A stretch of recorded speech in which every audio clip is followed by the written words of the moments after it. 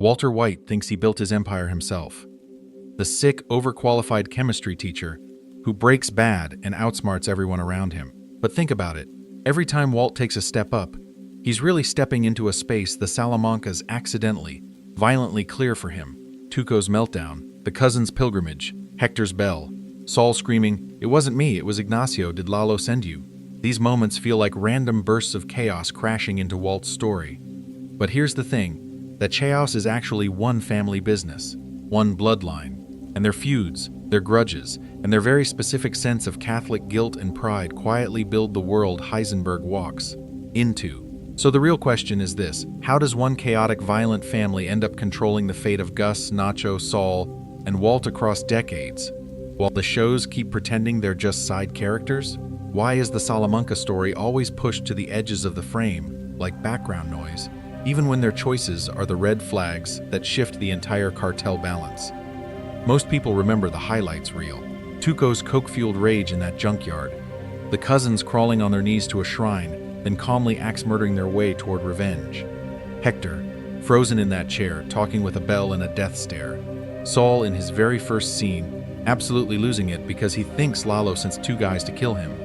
Those are obvious, unforgettable images, but still, another missed opportunity if you stop there. Because behind those moments is a full family saga that starts long before Walt ever cooks in the RV. Hector in his prime, working under Don Eladio. Bolsa trying to keep this wild clan in line. Abuelita's house as the unofficial Salamanca embassy. Tuco, Marco, and Lionel being raised into a code where family is everything, sin is negotiable, and disrespect is unforgivable. Hear me out. Once you track the Salamancas chronologically, the whole universe of Breaking Bad and Better Call Saul looks different. We're going to follow this family from old-school cartel days in Mexico, through Hector's rise and fall, into Tuco's reign of chaos on the border, the cousins' holy war vengeance, Lalo's smiling, surgical brutality, and finally the slow, methodical erasure of the Salamanca name itself, because that's the real story hiding in plain sight. A family ruled by blood, Catholic ritual, and a suicidal level of pride. A code that makes them terrifyingly strong in a gunfight, but fatally vulnerable in a chess match. To be fair, that's exactly what guys like Gus Fring live for. And it's exactly what Walt stumbles into and then exploits without ever fully understanding what he poking. So let's rewind. Let's strip away Walt's myth and Gus's cool and walk the entire Salamanca bloodline from the first clue to the final bell. So how do you even start untangling a family that stretches from a quiet abuelita's living room to a nursing home bomb? You can't just go character by character. You'd miss how every Salamanca move is echoing someone else's. We're going mostly chronological, but with a twist. First we go back, before Tuco's meth rages, before the cousins crawl, before Saul ever screams about Lalo. We start with Hector under Don Eladio, when the Salamancas are still the cartel's blunt instrument, not its relic. Think about it. Hector is one of the only people we actually see in both timelines. He's our living bridge between old-school cartel days and the chaos Walt walks into. From there we'll move generation by generation. Hector and his unseen siblings at the top, then Tuco, the cousins, and finally Lalo as the last great hope of the bloodline. But here's the thing, we're not going to stay locked inside one show at a time. When Tuco beats a guy half to death in his office in Breaking Bad, we're going to cut back to the younger Tuco in Better Call Saul, already spiraling. When the cousins stalk across the desert, we'll jump to their crawling pilgrimage to the Santa Muerte shrine and ask what kind of childhood produces that level of ritualized silence. That's the framework. 3 pillars: family loyalty, religious ritual, performative violence. Every Salamanca scene plugs into at least one of those, usually all 3. Tuco's loyalty is wild and unstable. The cousins is quiet and absolute. Lalo's looks like charm, but it's a mask for surgical brutality. We'll keep asking, who follows the code, who breaks it, and who weaponizes it? To track that, we're going to constantly cross-cut between Better Call Saul and Breaking Bad. Bells, skulls, saints, the red and green color palette in cartel scenes. Even throwaway dialogue like Saul panicking about Lalo and Ignacio the first time we meet him. At the time, that line just seems like a weird, frantic joke. Once you've seen Lalo in Better Call Saul, it becomes a massive retroactive clue that this family's shadow is bigger than the screen time they actually get. Now, some of these relatives never show their faces. Hector's siblings, the cousins' parents, the wider Salamanca clan in Mexico. But still, Another missed opportunity would be to treat them like they don't exist. The shows give us just enough: titles, respect, fear, to sketch out a broader power structure where the Salamancas are an old dynasty being slowly pushed aside by guys like Gus. And running under everything is one big question: are the Salamancas taken out by enemies or by their own rules? Hear me out. Every bell ring, every prayer candle, every over-the-top execution is both a flex and a red flag. To be fair, Gus is very good at turning those into targets. But we're going to watch, step by step, how the code that makes the Salamancas terrifying also quietly writes their extinction story from the moment Hector hits that first bell.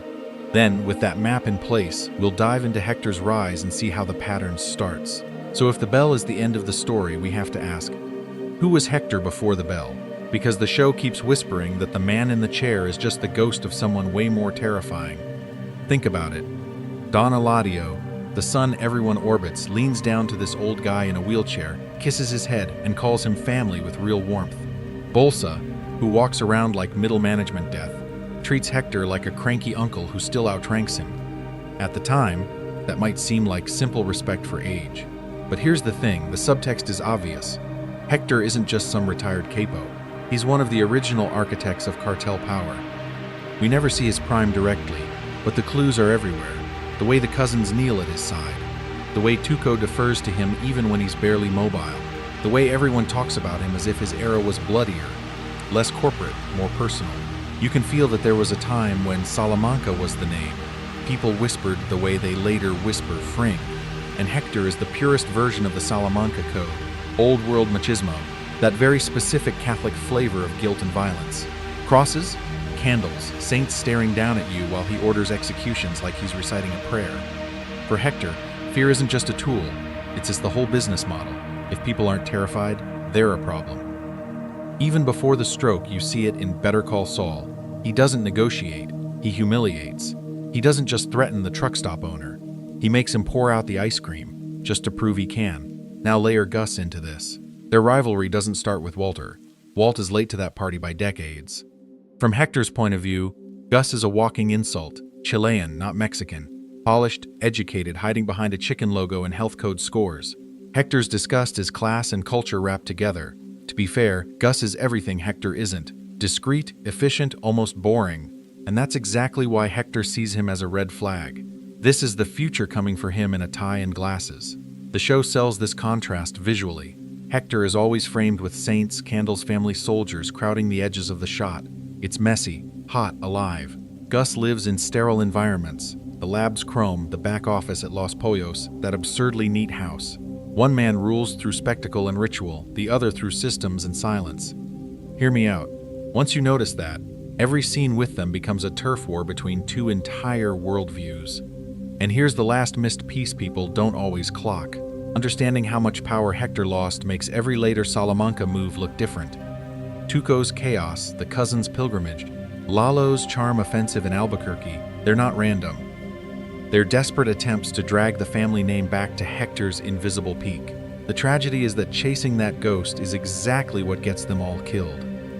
Because the next step in this story isn't about how strong they are, it's about how far they're willing to go once they realize the era of Hector Salamanca is already over. And that's why the next stop in this story isn't a cartel compound or a desert grave.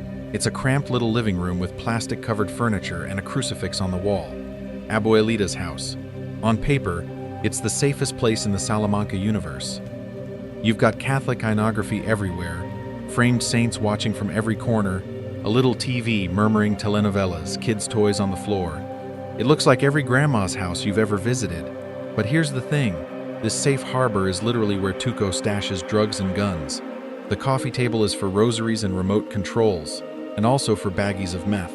Think about it. When we first see Tuco there in Better Call Saul, he's not in some meth dungeon. He's in her kitchen, in an apron, cooking. Abuelita moves around him with total ease, scolding him about manners, not murder. To her, he's just the grandson who needs to eat more and stop yelling. The obvious clue is that the Salamancas don't see themselves as monsters at all. In that room, they're a traditional family, not cartel royalty. Same with the cousins. These are the guys who will crawl on their knees to a death shrine and axe a man in broad daylight. But at Abuelita's, they're just quiet little boys again. They sit on her couch, accept her food, listen while she talks. No tension, no fear. She treats them with warmth and almost boring routine normalcy. To be fair, that's what makes it so unsettling. You're watching future assassins being folded into a domestic ritual like it's Sunday dinner. Her faith is everywhere. Rosaries on hooks, candles half burned in front of saints. She prays, she fusses, she keeps the house in order. And right under that roof, those same grandsons are planning kidnappings, executions, vendettas for the family. It's not subtle. The show is putting Catholic mercy and cartel brutality in the same tiny room and asking you, very quietly, how these people live with that contradiction. Hear me out. Abuelita doesn't excuse anything. The violence doesn't get softened. Tuco is still terrifying. The cousins are still nightmare fuel. But scenes with her humanize them just enough that when the Salamanca line starts, collapsing, it doesn't feel like bad guys being deleted from a video game. It feels like a whole multi-generational household disintegrating. You can picture the empty chair at her table. And that's the bigger red flag the story plants. Every Salamanca we meet is somebody's child or grandchild. Hector isn't just a bell and a glare, he's her son. Tuco isn't just the crazy one, he's the boy she probably took to mass. That emotional reality quietly undercuts the myth of them as pure, one-dimensional villains. Because once you've seen the guns under the saint's picture, you can't unsee it. The next time a Salamanca walks on screen, you're going to feel that house in the background. And in the next part, we're going to watch what happens when that house's true patriarch, Hector, loses everything but his rage. Hector loses everything but his rage, and the first person who really weaponizes that legacy for Walter White is Tuco. Tuco Salamanca is Walt's gateway drug to the entire family, literally and metaphorically. You meet him the way Walt does, in that cramped little office above the junkyard, coked out of his mind, laughing 1 second and curb-stomping his own guy the next. At the time, it just plays like, okay, this dealer is extra. But think about it. This is the first moment Walt realizes talking won't be enough.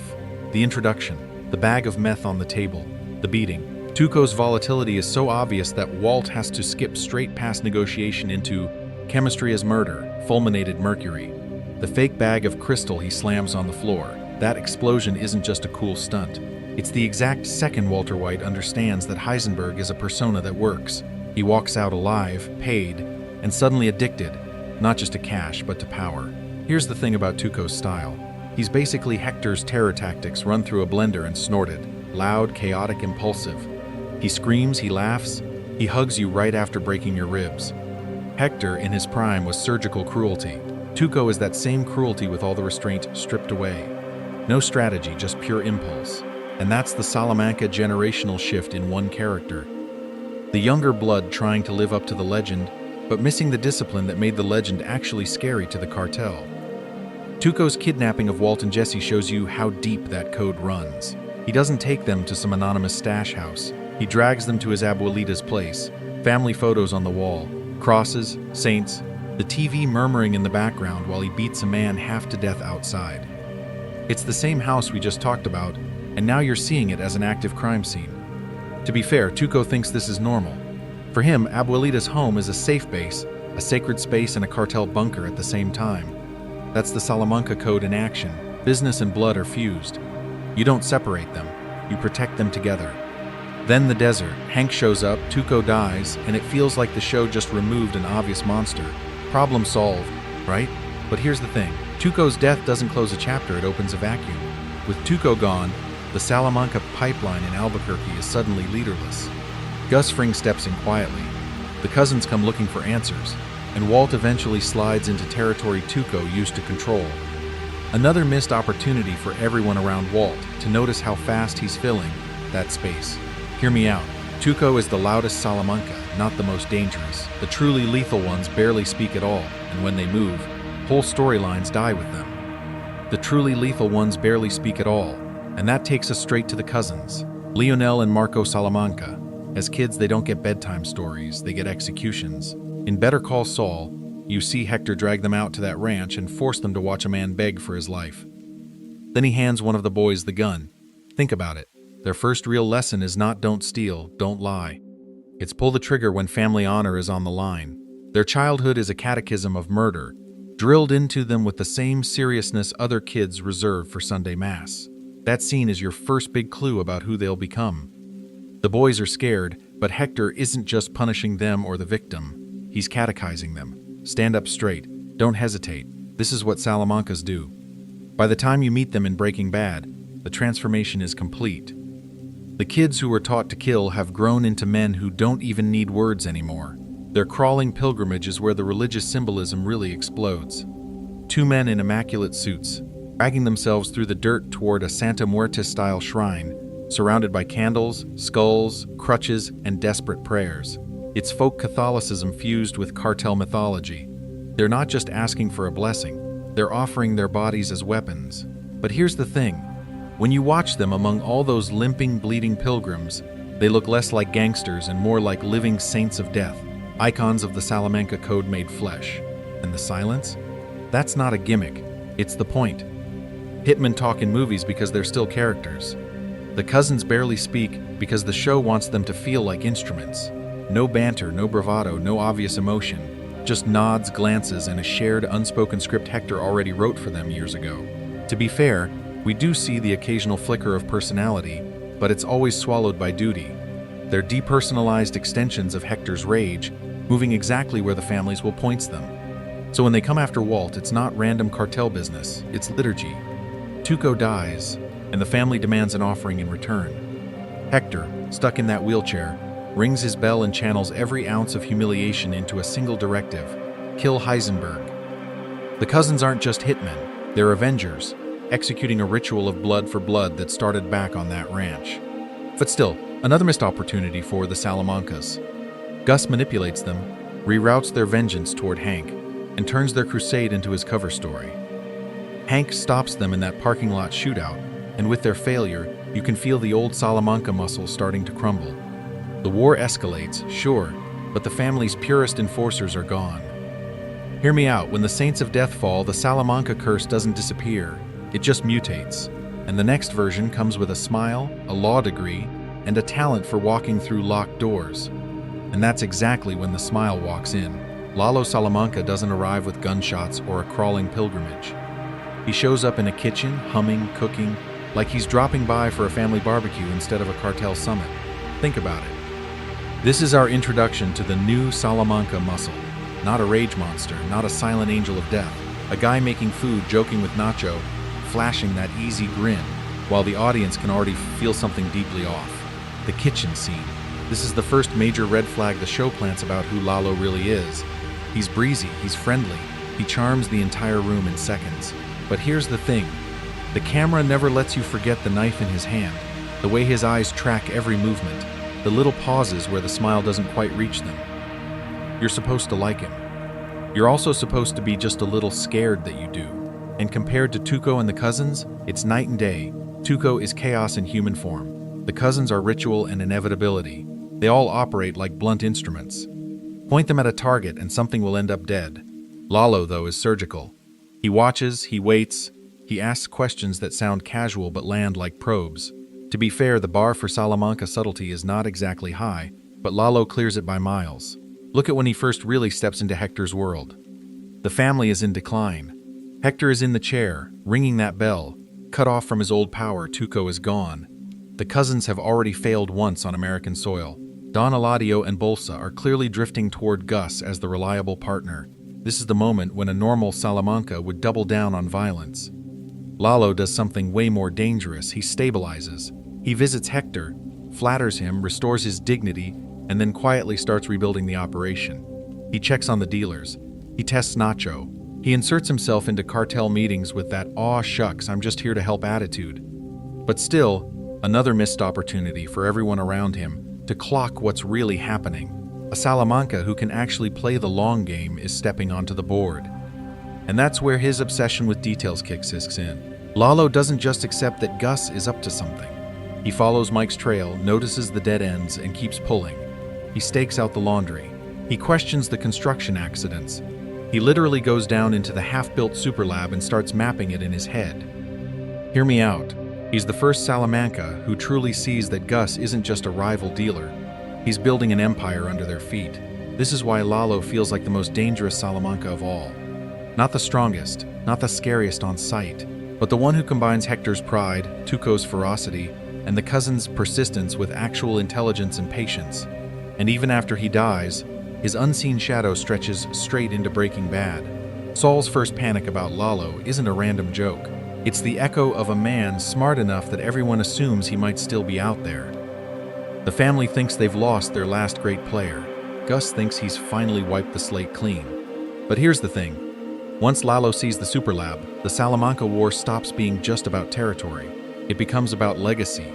And that idea doesn't die with him. It just waits for someone else to pick up the pieces. And that legacy, it isn't just about money or territory. It's about a code. Because if you strip away the crazy stories, the shootouts, the bell, what actually holds the Salamancas together is a belief system that's as rigid as it is self-destructive. The Salamanca Code has 3 pillars: family loyalty, performative violence, and a twisted kind of Catholic faith. Think about it. Every major Salamanca move in both shows can be traced back to one of those 3 things, usually all at once. Start with blood loyalty. For the Salamancas, family isn't a value, it's a commandment. As kids, the cousins watch Hector drag their cousin out to a riverbank and put a gun in their hands. The lesson isn't just kill or be killed. It's you never betray family, and if you do, even children will pull the trigger.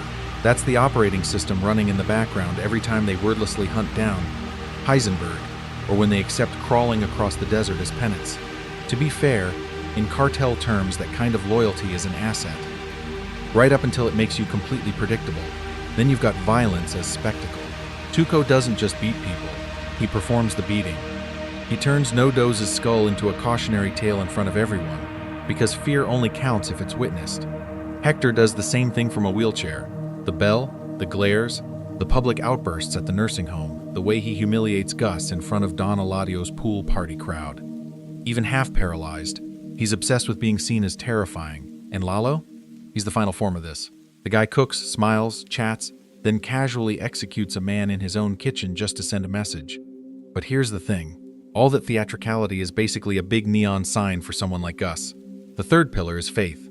Not faith in God exactly, but in a story where God is always on their side.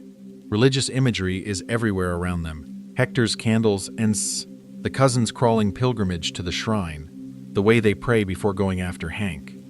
Their violence becomes a sacrament, a ritual that turns revenge into something holy.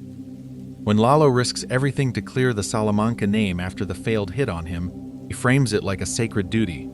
It's not just about staying alive, it's about cleansing a stain on the family's soul. And this is where the tragic flaw locks in. The same code that keeps them unified also locks them into a pattern. They must avenge blood. They must answer disrespect publicly. They must believe God is rubber stamping every bullet. Hear me out, that gives Gus and later Walt a cheat sheet.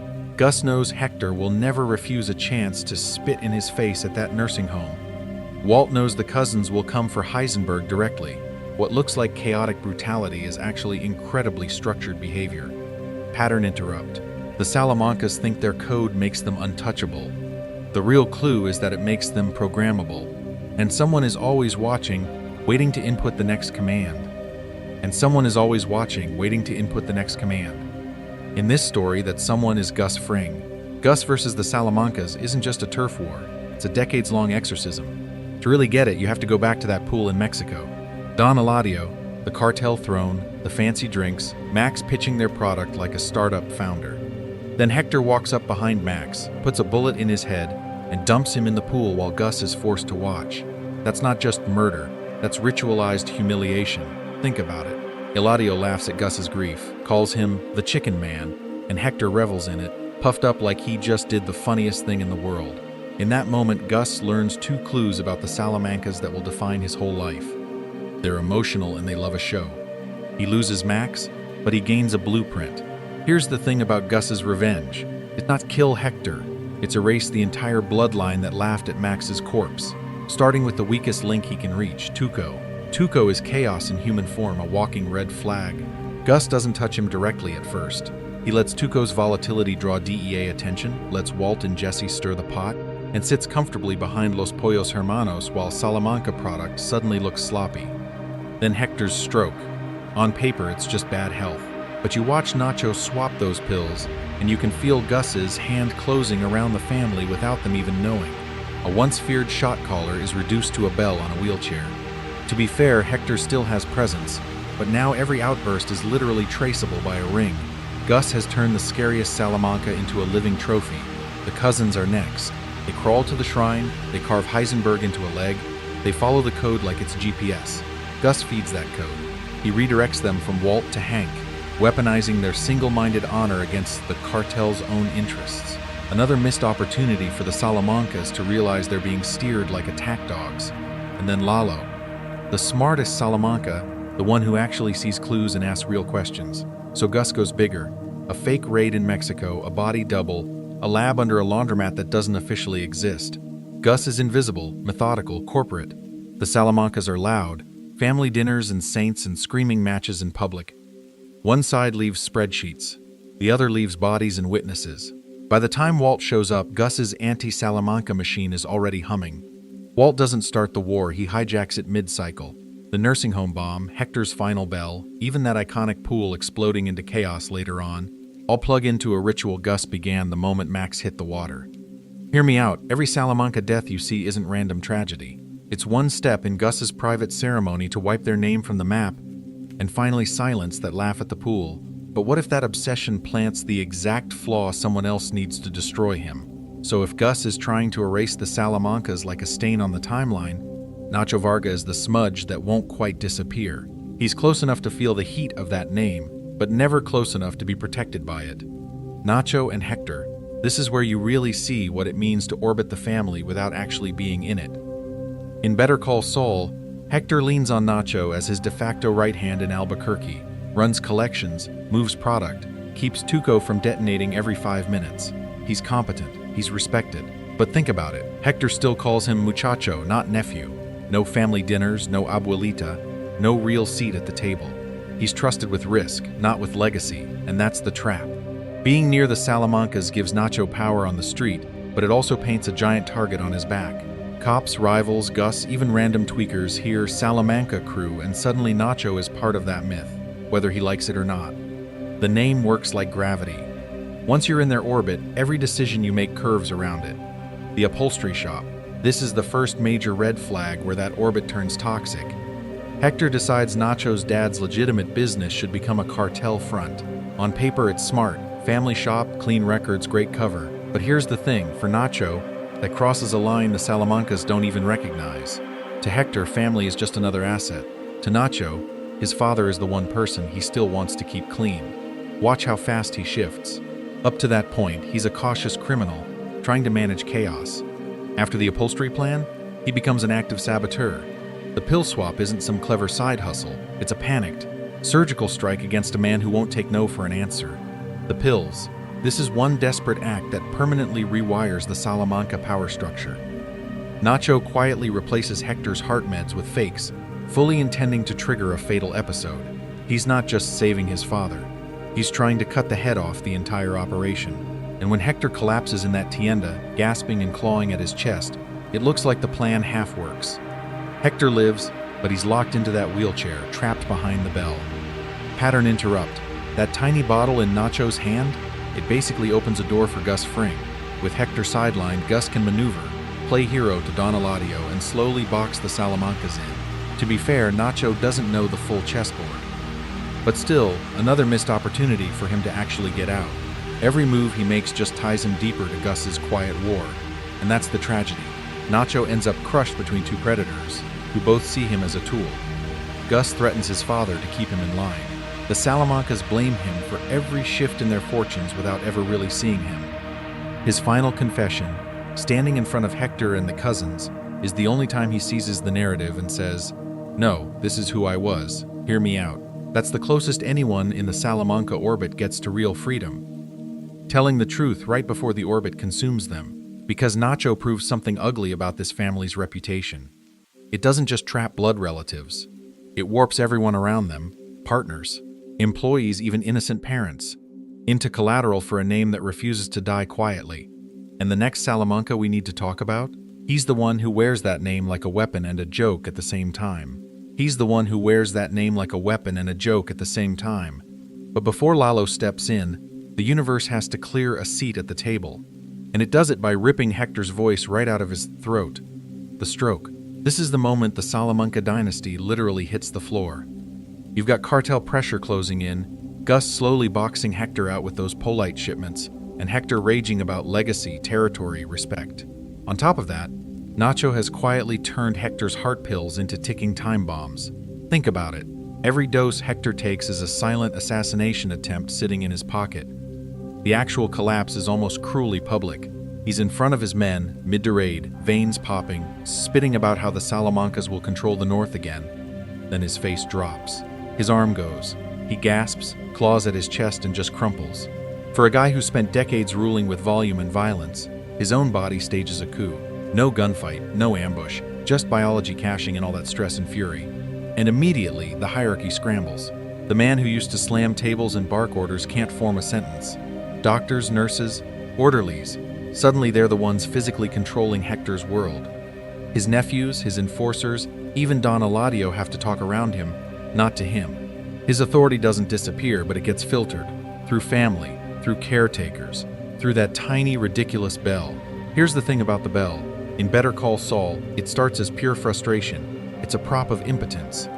Hector is trapped in his own body, furiously dinging because no one moves fast enough. No one understands him. No one fears the sound yet. The bell is a red flag for his humiliation more than his power. You almost feel bad for the guy. Almost. Jump to Breaking Bad and the bell has mutated into a weapon. Same sound, totally different meaning. When you hear it in the nursing home, it's a clue that Hector's brain is still razor sharp. He uses that bell to spell out insults to the DEA, to signal the cousins, and finally, to literally detonate Gus Fring. The thing that once announced his weakness becomes the trigger that ends Gus's entire empire. Hear me out. No other character weaponizes their disability like that. Hector's condition also creates a vacuum. The cartel can't wait for a miracle recovery, so they reach past the current generation and pull in Lalo. They skip over more manageable Salamancas and go straight to the chaos agent who blends old-school brutality with detective-level curiosity. That's another missed opportunity for Gus, by the way. He underestimates how dangerous a Salamanca who actually asks questions can be. But here's the thing. Hector's silence doesn't kill his influence. It concentrates it. He becomes this distilled ball of hatred and memory, sitting in that chair, clinging to one sensory weapon. Every ding is a reminder that he's still watching, still plotting, still obsessed with Gus. And when the time finally comes to strike back, that bell is ready to speak louder than he ever could. The question is, what kind of Salamanca steps up to translate that hatred into action? That's where Lalo really enters the story. Lalo is the answer to that question. He's the Salamanca who actually looks up from the blood and the bell and asks, what is Gus really doing? And once he starts asking, he does not stop. His suspicions start small, the burned truck, the supposed attack on Gus's shipment that everyone else just accepts as cartel chaos. Lalo hears the story and instantly smells something off. Why this truck? Why this route? Why does Gus look more annoyed than afraid? It's a basic logistics problem on the surface, but think about it. Lalo is the first Salamanca who treats Gus like a puzzle instead of just a target, so he goes to Los Pollos Hermanos, the visit. The first clue comes from that quiet, almost friendly inspection of the restaurant.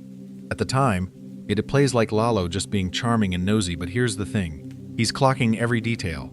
Cameras, exits, staff behavior, Gus's overpolite tone. He notices that the chicken man runs his fast food joint like a military base, and that's a giant red flag no one else in the family ever bothers to see. Once Lalo starts pulling the thread, Gus has to send in Mike. That's when the cat and mouse game really kicks off. The parking garage confrontation, the tailing, the fake breakdown on the side of the road. Mike's whole job is to make clues disappear, and Lalo keeps finding new ones anyway. He digs into Werner Ziegler, the German engineer whose name should have been buried forever. To be fair, most gangsters would just take the money and move on. Lalo sits there, rewinds the story, and asks why a random German would be in the middle of this New Mexico mess in the first place. Then he goes to the chicken farm, the polite tour, the fake smiles, and the not-so-subtle armed guards. Lalo plays dumb, but he's mapping the operation in his head. When he finally tracks the trail to the Superlab construction site, that's the breakthrough. No Salamanca before him has ever seen the underground future Gus is building. This isn't just some side hustle, it's an entire hidden empire. In that moment, it's evident Lalo understands the scale of Gus's long-term plan better than Hector ever did. And he doesn't just analyze, he improvises. Compound attack should have been the end of him. Instead, he crawls out of a death trap, stages his own body double, fakes his death so convincingly that Gus and Mike both relax. But still, another missed opportunity for Gus this time. Lalo immediately pivots, vanishes into the wind, and shows up in Germany like it's a casual weekend trip. That undercover mission with Marguerite isn't just stylish. It proves Lalo can operate outside the Salamanca playbook. No cousins, no brass knuckles, just charm, research, and surgical questioning until he confirms the Superlab story is real. Hear me out. If any Salamanca ever had the tools to actually beat Gus at his own game, it was Lalo. And the way that potential gets cut off, the exact moment Gus finally realizes what he's up against. That's where the family's story takes its darkest turn. Saul Goodman's nightmare really starts years before you ever see his face. And the wild part is, you already know the punchline before you understand the setup. Cut to Breaking Bad Season 2. Desert, hole in the ground, a bag over Saul's head. Walt and Jesse drag him out to scare him straight, and before they can even finish the fake execution bit, he's already screaming, "No, no, no, no. No, it wasn't me, it was Ignacio. Did Lalo send you?" At the time, that line just feels like a throwaway gag. Some random cartel guys we'll never meet, right? A quick joke to show this lawyer is way more crooked than he looks. But here's the thing, once you've seen Better Call Saul, that moment stops being funny and turns into a full-blown PTSD flash. Think about it. Years have passed. Saul has changed cities, changed names, rebuilt his entire life as this cartoon of a sleazy attorney. And yet the second he thinks the cartel has found him, his brain doesn't go to Tuco or the cousins or even Gus. It goes straight to Lalo Salamanca and Ignacio Varga. That's not random, that's a scar. His panic tells you everything about Lalo, without Lalo ever stepping into Breaking Bad. This is a man whose revenge you still fear across state lines, under a new identity, facing what looks like a completely different threat. Walt and Jesse are amateurs with ski masks, but in Saul's head, they might as well be the devil's messengers. You can feel how deeply Lalo has been burned into his survival instincts. And notice the order. It wasn't me, it was Ignacio. Nacho is the first name out of his mouth. That's guilt. That's Saul instantly trying to redirect blame for whatever went down with the Salamancas. It quietly links him to Nacho's betrayal of the family, to Hector's bell, to the entire web of cartel politics we've watched build in Better Call Saul. One panicked sentence, and suddenly the goofy strip mall lawyer is standing in the middle of the Salamanca family tree. To be fair, Saul has always had a talent for self-preservation, but this is where you see the final evolution. After everything with Lalo, after helping orchestrate lies, disappearances, and cover stories, the only way forward is to lean fully into the persona. No more Jimmy McGill wrestling with conscience. Just Saul Goodman, the guy who will say or do anything to make sure the next grave in the desert isn't his. Hear me out. That means the Salamanca family is baked into Saul's DNA from frame one. Even though Lalo never shows up in Breaking Bad, his shadow is sitting in Saul's office every time Saul cracks a joke about sending someone to Belize. That first terrified rant is the buried clue that the cartel war we see in Better Call Saul is still echoing, off-screen, in every sleazy deal Saul makes. And once you see that, you start asking a bigger question. If Lalo's ghost can haunt the story without ever appearing, what does that say about the rest of the Salamancas who don't make it to Breaking Bad at all? If Lalo's ghost can haunt the story without ever showing up, what happens when the family sends actual monsters? You don't have to imagine it. The show literally walks them out of the desert in suits. The Cousins' American crusade starts at a shrine. Two men in tailored gray, crawling across the dirt to a Santa Muerte altar, candles and skulls flickering in the heat. No dialogue, no explanation, just devotion. Think about it. Before they kill anyone, the show tells you exactly who they are. Not just hitmen, religious warriors. They leave an offering. They take an axe. And then you get that unforgettable image. The cousins striding through the Mexican desert toward the border, shoes in hand, suits immaculate, like supernatural enforcers crossing from one world into another. It's the Salamanca code distilled into a single visual. Family, faith, and violence, all braided together. Their original mission is simple. Tuco is dead. Someone has to pay. On the cartel side, the obvious story is that Heisenberg killed him. So the cousins get a picture of Walter White in his tidy whities, and that becomes their holy icon of vengeance. It's darkly funny, but here's the thing. To them, that photo is not a joke. It's a target pinned to a saint's wall. But cartel politics step in. Gus and Bolsa don't actually want Walt dead yet. He's profitable. He's controllable, at least in theory. So the Salamancas get redirected. Same blood debt, different name. Hank Schrader, the man who pulled the trigger on Tuco. You can almost feel how insulting that is to them. Like being told to kill the bullet instead of the shooter. The RV incident is where their myth meets reality. One cousin crawling under the vehicle with that axe, slow and deliberate, while Hank circles outside, utterly clueless that two cartel assassins are in the same junkyard. At the time, Hank thinks he's just chasing Jesse's rolling meth lab. To be fair, he's not wrong. But still, another missed opportunity to realize how deep the Salamanca reach actually goes. Then you get the parking lot ambush. Daylight, suburban shopping center. One cousin with a pistol, the other with that gleaming axe, walking toward Hank like they're in a ritual more than a gunfight, and it almost works. Hank is unarmed, panicking, ramming cars, firing stolen rounds. Their mythic, unstoppable aura slams straight into messy, stupid, real-world chaos. The cost? One cousin dead in the asphalt. The other crawling through a hospital, legless and broken, still trying to finish the job with a box cutter. Their assault backfires so hard it flips the whole board. The DEA now has undeniable proof of cartel hitters in Albuquerque, and that tightens the net around both Gus and Walt. Hear me out. This is where Salamanca fear power cracks. The cousins were supposed to be the family's unstoppable answer. Instead, they become evidence. A file on Hank's desk, and that failure gives Gus the perfect excuse to accelerate his quiet war on the Salamancas, setting up the next, even bigger move against Hector's bloodline. Hank versus the cousins is where that file on a desk suddenly picks up an assault rifle and fights back. This is the first time the Salamanca myth slams into a guy who does not care about their rituals, their saints, or their reputation. He just wants to survive the next 30 seconds. The attack itself is brutally simple. Hank in the parking lot. The anonymous warning call. 4 words, they're coming. At the time, you don't even know who they are, but Hank's cop brain kicks in. No backup, no vest, no time. His split-second choice to slam his SUV into Lionel's car isn't heroic in the Hollywood way. It's messy, panicked, completely instinctual. Think about it. The cousins have spent their whole lives rehearsing elaborate executions, and Hank blows up the script by flooring the gas pedal. The choreography turns instantly ugly. One cousin pinned under the crushed car, legs mangled, the other staggering out with that monstrous silver handgun, moving in for the kill. Hank's ears are ringing, he's bleeding, he drops his bullets, and you're watching a DEA agent crawl around a parking lot like a rookie who forgot day 1 training.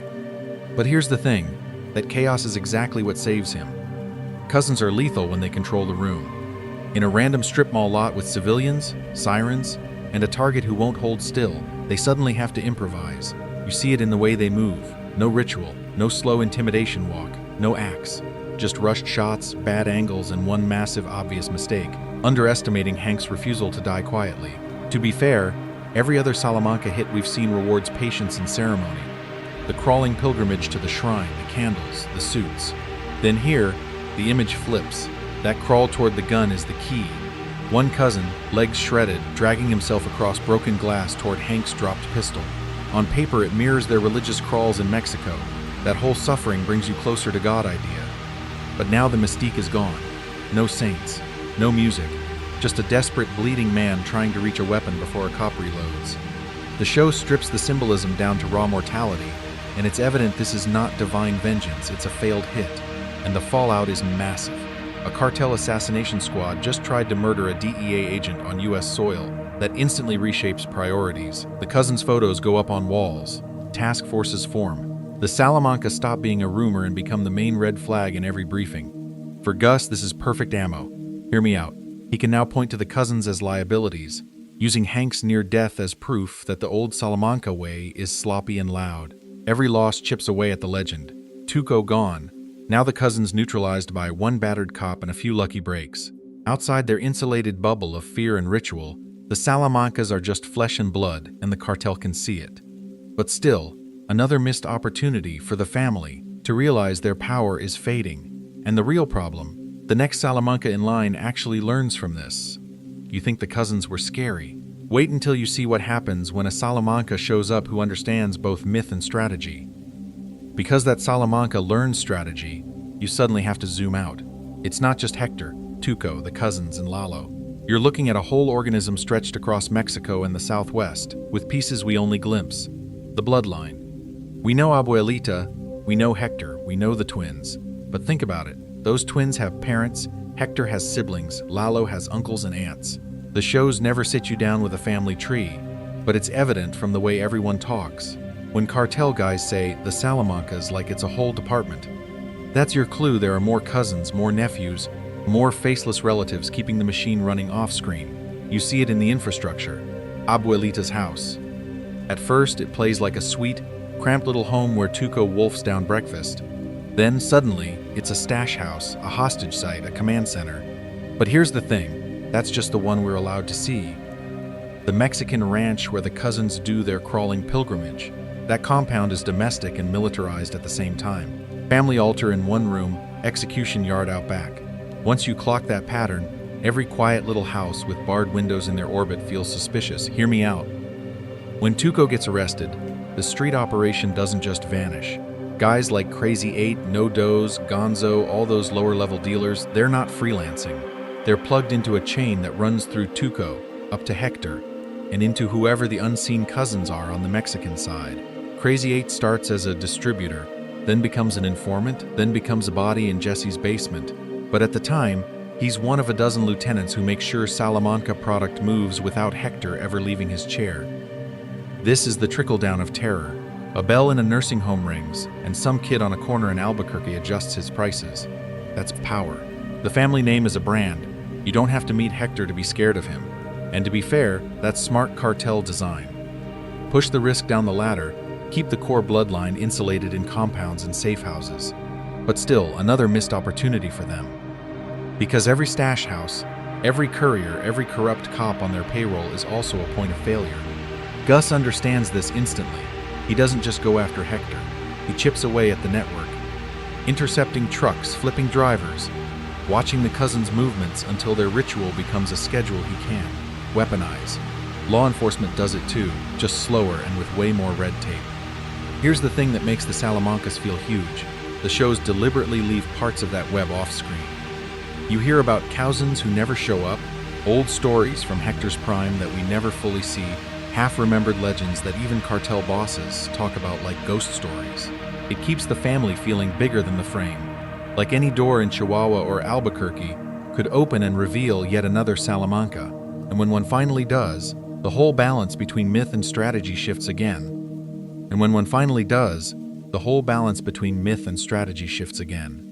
Because once a Salamanca walks into frame, the show quietly flips on a different visual language. You start getting clues before anyone opens their mouth. Look at the colors, deep reds, dusty browns, sickly yellows. Every Salamanca space feels sunburnt and stained. Tuco's desert hangout, Hector's Chihuahua house, Lalo's compound, it's all warm, dirty, lived in. Now put that next to Gus, cool blues. Sterile whites, stainless steel. His world looks like a lab. Theirs looks like a shrine and a crime scene at the same time. It's not subtle, but here's the thing. Once you clock it, you can almost tell who's winning the cartel war just from the palette in a scene. Think about it. When the cousins stalk through Albuquerque, the streets suddenly go amber and muddy. When Walt steps into Los Pollos Hermanos, everything is bright, flat, almost overexposed. One side is chaos that's baked into the earth. The other is order under fluorescent lights. Every red curtain and yellow wall around the Salamancas is a quiet red flag that blood is coming. Then you've got the bell. Hector's bell is one of the most obvious props in the entire franchise, but the way it evolves is genius. In Better Call Saul, it starts as this pathetic little hospital accessory. He can't speak, he can barely move, and everyone treats the bell like a sad necessity. It's humiliating. It's also the only weapon he has left. Episode by episode, the sound design trains you. That ding cuts through conversations, stops people mid-sentence, becomes the way Hector asserts dominance. By the time we reach Breaking Bad, your brain is already wired. Bell equals danger. So when Gus leans in close at Casa Tranquila, you feel the dread before Hector even looks at the bomb. The same object that made him look weak turns into the literal trigger that wipes out Gus and ends the old cartel order. To be fair, Walt thinks it's his big victory. Visually, it's Hector's last laugh. Now layer in the skulls, the shrines in Chihuahua, the cousins' tattoos, the Santa Muerte candles, the grim little figurines on tables and shelves. Death iconography is just part of the furniture. Killing isn't a job for this family, it's a sacrament. When the cousins crawl to the shrine at the start of Better Call Saul, surrounded by candles and skulls, the show is telling you, these guys don't fear death, they're in a relationship with it. Watch how scenes with the cousins and Lalo are lit. Low, warm, almost cozy, a kitchen table, a TV murmuring in the background, a grandmother knitting. Then someone casually orders a murder. That blend of domestic comfort with ritual violence is the Salamanca brand. It makes their brutality feel inevitable, like weather. And once you recognize this vocabulary, the reds, the bells, the skulls, the candles, you start to feel Salamanca-related doom coming long before the plot confirms it. A quick shot of a shrine, a bell in the corner of the frame, that yellowish tint creeping back in, hear me out. That's the show quietly warning you that the next move on the board is theirs. The question is, with all that visual warning, why do so many characters still walk straight into their trap? So when that doom finally shows up, it doesn't look like a ritual or a shrine. It looks like a jittery man with a gold tooth in the middle of the desert, screaming at his own cousins, Tuco's death. On paper, it feels random. An off-duty DEA agent, Hank Schrader, just happens to stumble into a cartel execution site and walk away after a Wild West shootout. At the time, you read it as a cool action beat, right? Hank's big hero moment, Tuco's chaos finally catching up with him. But here's the thing. From the Salamanca point of view, that shootout is a catastrophe. Tuco isn't just some mid-level thug. He's Hector's chosen hammer in the US, the guy everyone in Albuquerque whispers about. And he doesn't die at the hands of a rival plaza or some shadowy assassin. He gets dropped by law enforcement, on home turf, in broad daylight. Think about it. These are people built on myth and fear. The cousins crawl on their knees to a shrine. Lalo treats the family name like a brand. The clue that this is a humiliation isn't subtle. You've got Don Eladio's organization looking at a supposedly fearsome lieutenant who couldn't even control his own crew long enough to avoid drawing DEA heat. That's not just a body lost, that's status lost. And for Hector, sitting in his pre-stroke prime, that loss hits operationally too. With Tuco gone, the pipeline north suddenly gets wobbly. He has to lean harder on Nacho Varga, this clever, non-family outsider who doesn't buy into the Salamanca Holy War, and on other disposable associates. It's evident that the more he relies on people like Nacho, the more cracks appear in the loyalty armor. You can almost feel the code getting diluted every time Hector has to trust someone who doesn't share his blood. This is where Gus quietly walks in. Tuco's absence creates a vacuum. The cartel still needs product moved through the US, but the Salamanca approach is looking like a giant red flag. Too loud, too unpredictable, too likely to end with another shootout on the news. Gus offers the opposite: order, stability, chicken. To be fair, if you're Don Eladio and Bolsa watching from a distance, which looks like the safer bet, the family that just lost its wild dog to a random DEA cop, or the polite businessman who promises no more surprises. And hear me out. That's the real domino. Tuco's death is the first missed opportunity for the Salamancas to prove they can adapt. Instead, it becomes Gus's opening argument that the future of the cartel should not wear a skull ring. From this point on, every Salamanca move is made from a weaker position, even if they don't see it yet. The question is, who's the next piece to fall, and how much damage do they do on the way down? The next piece doesn't fall so much as it's locked in place. Hector in Casa Tranquila isn't a move on the board. He's the board everyone forgot was still there. On paper, his life is over. He's confined to a wheelchair. He can't speak. He communicates with a single chrome bell, like a hotel desk clerk who lost a war. His days are a loop. Bland TV, nurses, pills, drool bib, the same beige hallways, and around him, sweet old residents who think he's just some cranky abuelito with a bad attitude. They have no clue that the man ringing for more Jell-O once ordered mass executions by a swimming pool. This is the trick. At the time, you see Hector parked in the common room and you almost buy the illusion. The show leans into it. The floral curtains, the bird feeder outside, the sleepy sunlight. But here's the thing, the camera never lets you stay wide for long. It keeps punching into those tight close-ups. His eyes, the bell, the spit at the corner of his mouth. It's a visual red flag that his mind is not only awake, it's actively hating. Gus understands that, and he weaponizes it, or at least he thinks he does. Those visits, they're not courtesy. They're victory laps. Gus walks in with his perfect suit, his polite smile, his little monologues about the state of the cartel. He stands over Hector like he's visiting a museum exhibit titled Extinct, Predator. The power dynamic is obvious. Gus speaks, Hector rings. Watch how Hector responds. No words, just glares and that frantic, almost violent bell ringing. It's petty on the surface, but think about it. That's all the agency he's allowed, so he turns it into a weapon. The bell becomes this constant, piercing reminder that he's still in the room, still refusing to submit. To be fair, most people would have broken by now. Hector just condenses, and the directing keeps underlining that condensation. The bell fills the soundscape. The drool shot lingers too long. His pupils track every movement. The show is basically shouting, without saying it, that Hector Salamanca is trapped in a body, not erased from the game. It's another missed opportunity for Gus, because he keeps treating Hector like a trophy instead of an active threat. Here's the pattern interrupt. Casa Tranquila is supposed to be the end of the road. Peaceful retirement, bingo nights. But it becomes the launchpad for the single most spectacular act of Salamanca violence we ever see. This quiet, antiseptic nursing home turns into a bomb site. Literally. The bell that once summoned nurses ends up summoning death. And that's the irony. By stripping Hector of soldiers, territory, and voice, Gus doesn't neutralize him, he concentrates him. All that history, all that rage, gets funneled into one final choice: ring or don't ring. When he finally makes that decision, it doesn't just take Gus off the board. It wipes out the illusion that the Salamancas were ever truly contained. The only question left is, who actually learns from that blast? And who keeps missing the clue that this family is most dangerous when you think they're finished? Walt thinks he's starting a business. He's actually walking onto a battlefield that's already covered in Salamanca shrapnel. Tuco is the first blast. That cramped office above the junkyard, Tuco snorting meth and beating his own guy to death with his bare hands? That's Walt's real origin story as Heisenberg. The science project meth was already impressive, but Tuco's chaos forces Walt to escalate. He doesn't negotiate. He walks in with fulminated mercury, blows out the windows, and suddenly this quiet chemistry teacher is standing over a cowering Salamanca, demanding 35 for the pound. You watch that scene and it's obvious. Heisenberg is born because he's standing in front of a Salamanca, not some random street dealer. Here's the thing, Walt doesn't pick this family, he just wants to sell at scale. Crazy 8 is gone, Jesse knows a guy, and that guy happens to be Tuco Salamanca. Walt thinks he's moving up the ladder. What he's actually doing is inheriting territory and enemies that were already mapped out long before he shaved his head.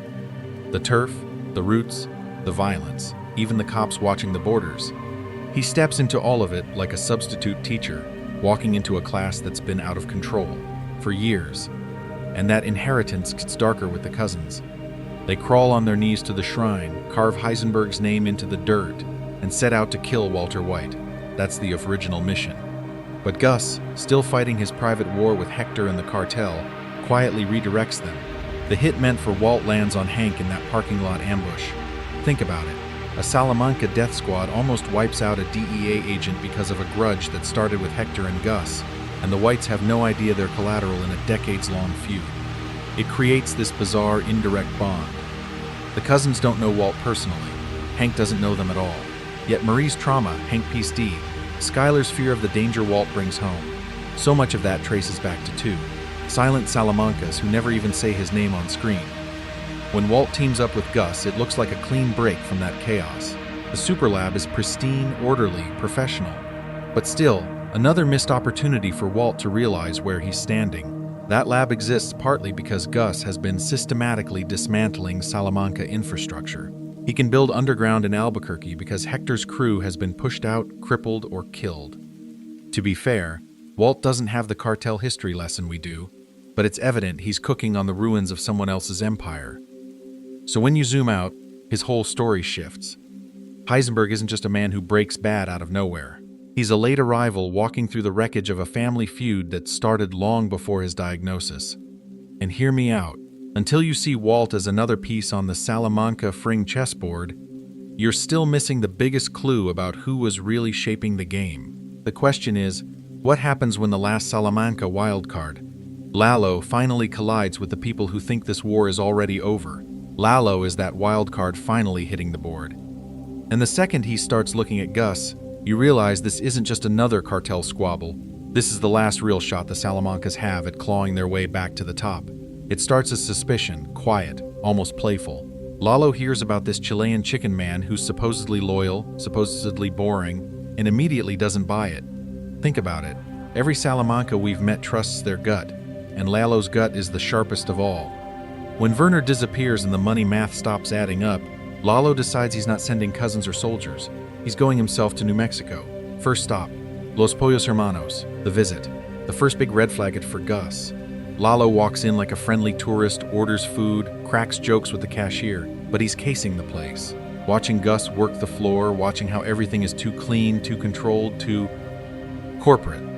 On the surface, it's just a guy trying the chicken. Underneath, you've got Salamanca chaos and charisma quietly probing the armor of Fring's discipline.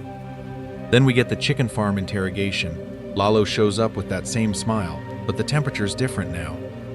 He starts asking about the dead guy in the desert, about travel records, about money. Gus stands there surrounded by industrial chicken processing, delivering this perfectly rehearsed speech about loyalty to Don Eladio. Here's the thing, it's two religions colliding. Lalo's faith is in blood, family, and improvisation.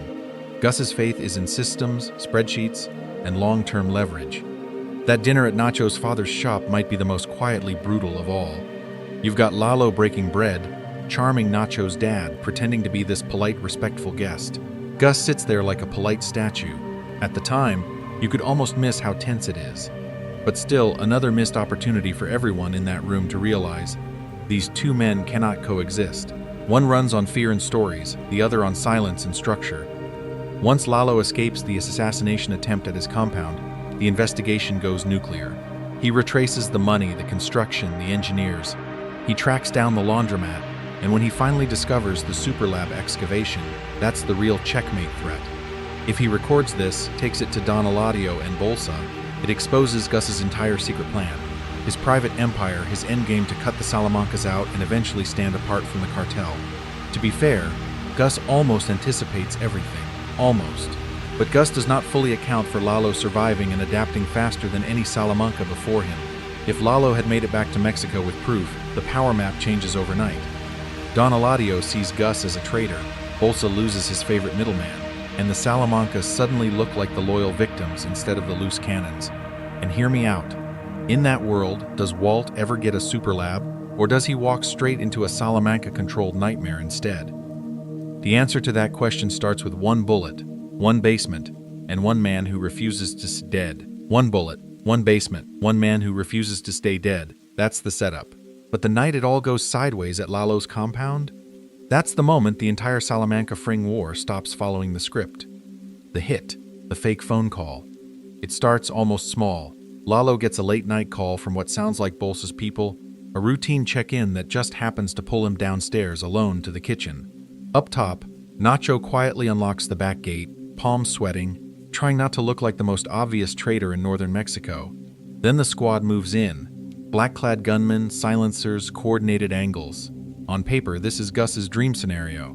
No witnesses, no survivors, no Salamanca problem. But here's the thing. The Salamanca problem doesn't die easy. Lalo spots the first shooter in the reflection of a pot, flips the table, and instantly turns his own home into a kill box. He uses the dark, the angles, the staircase, every little architectural quirk as cover. Think about it. This is supposed to be a one-sided execution, and within seconds it feels like the assassins are the ones who walked into an ambush. The tunnel, the impossible escape. When they finally seem to pin him down, Lalo does what every Salamanca does when cornered. He cheats the layout of reality. He drops into the hidden tunnel under the bathtub, vanishes under his own house, and circles around like a shark. By the time the last gunman realizes what's happening, Lalo's behind him, knife out, collecting answers.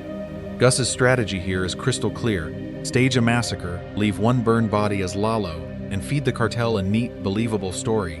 The Chilean businessman reluctantly defended himself. The last effective Salamanca leader is dead, and distribution just happens to flow more smoothly through Los Pollos. To be fair, it's almost elegant. It removes Hector's voice, Tuco's muscle, the cousin's mystique, all in one stroke.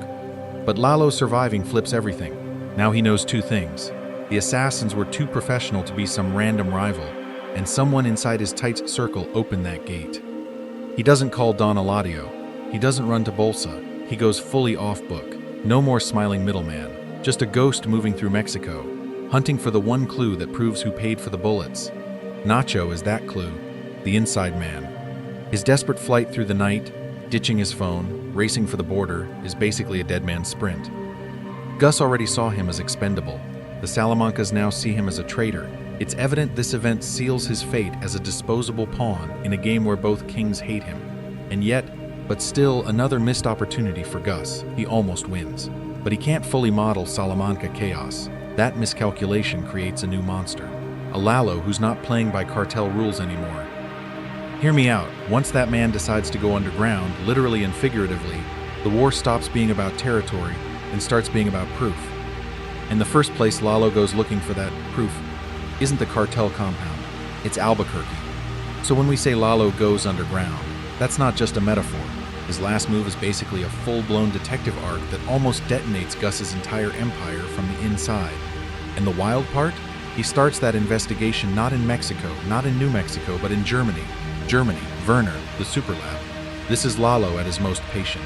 Under a fake identity, he shows up at that VLM engineering event and just blends in. No gun out, no manic Tuco energy. He's sipping beer, cracking jokes, listening. Think about it. A Salamanca at a corporate mixer, hunting for clues about a hole in the desert. Meeting Marguerite, Werner's widow, is the real red flag for Gus. Lalo doesn't intimidate her. He charms her. He carries her groceries, talks about her husband like he genuinely respects him, and gently nudges the conversation toward this special project Werner never fully explained. At the time, she has no idea who he is, but you can see how socially intelligent he is. No torture, no threats, just curiosity and observation. Then he breaks into her house. Again, he's quiet, surgical. He goes through Werner's things and finds exactly what Gus never wanted anyone to see. Those little clues, the engraved slide rule, the keepsakes, the names of the German crew. It's evident he's slowly building a mental blueprint of the Superlab from scraps of a dead man's life. To be fair, Gus did a lot to bury this secret. But here's the thing. He underestimated how long Lalo was willing to play the long game. Lalo's return to Albuquerque is where that patience turns into something way more dangerous. He doesn't storm the laundry. He camps out. Night after night, he watches trucks, deliveries, Hector's bell-fed intel bouncing around in his head. The laundry looks boring. That's what makes it suspicious. Who guards a washing machine like Fort Knox? When he finally infiltrates the place, it's almost anticlimactic at first. Just washers, dryers, workers. Then he finds the elevator, the hidden passage, and suddenly he's standing in the skeleton of the Superlab, filming everything. This is the closest any Salamanca ever gets to seeing the full scope of Gus's plan. No rumors, no cartel gossip, concrete proof poured into the ground. And that camera? That's the key. Lalo isn't just trying to kill Gus anymore. He's trying to weaponize the truth. He wants Gus on tape, admitting exactly what he's built and how he's been lying to Don Eladio for years. Hear me out. This is Lalo trying to beat Gus at his own political game. Not with bullets, with evidence. But still, another missed opportunity for the Salamancas. In one version of this story, that tape makes it back to Don Eladio, and the Salamanca name becomes the instrument of Gus's downfall, instead of the gasoline he uses to rise. The tragedy is how close that alternate timeline really is.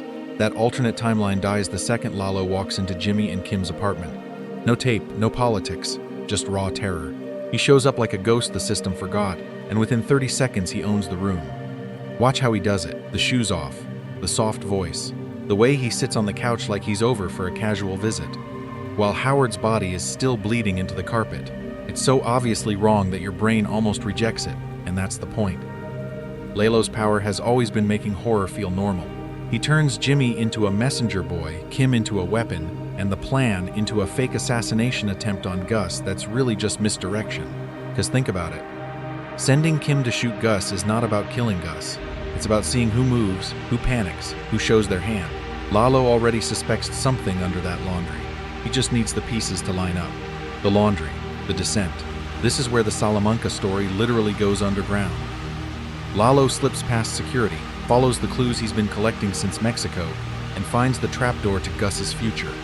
The underground level is barely finished, all rebar and shadows, which is perfect for him. He's a predator in a half-built cage. And yet, he doesn't just shoot Gus on sight. Here's the thing. Lalo's instinct is still to win with proof.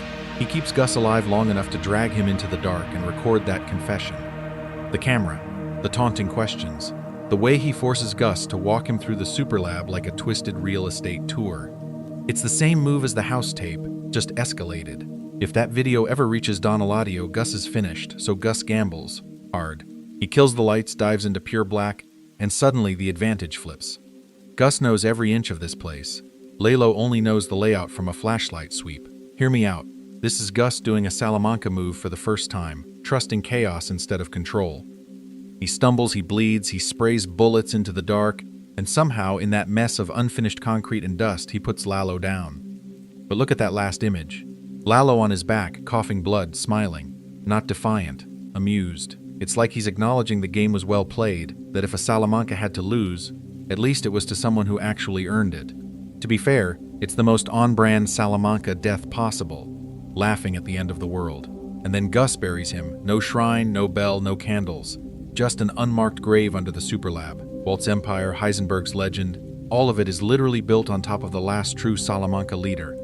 That's not subtle. That's the show telling you the cartel war is won by erasing a family so completely that the next king never even knows whose bones he's standing on. But here's the thing. The Salamancas aren't quite finished yet.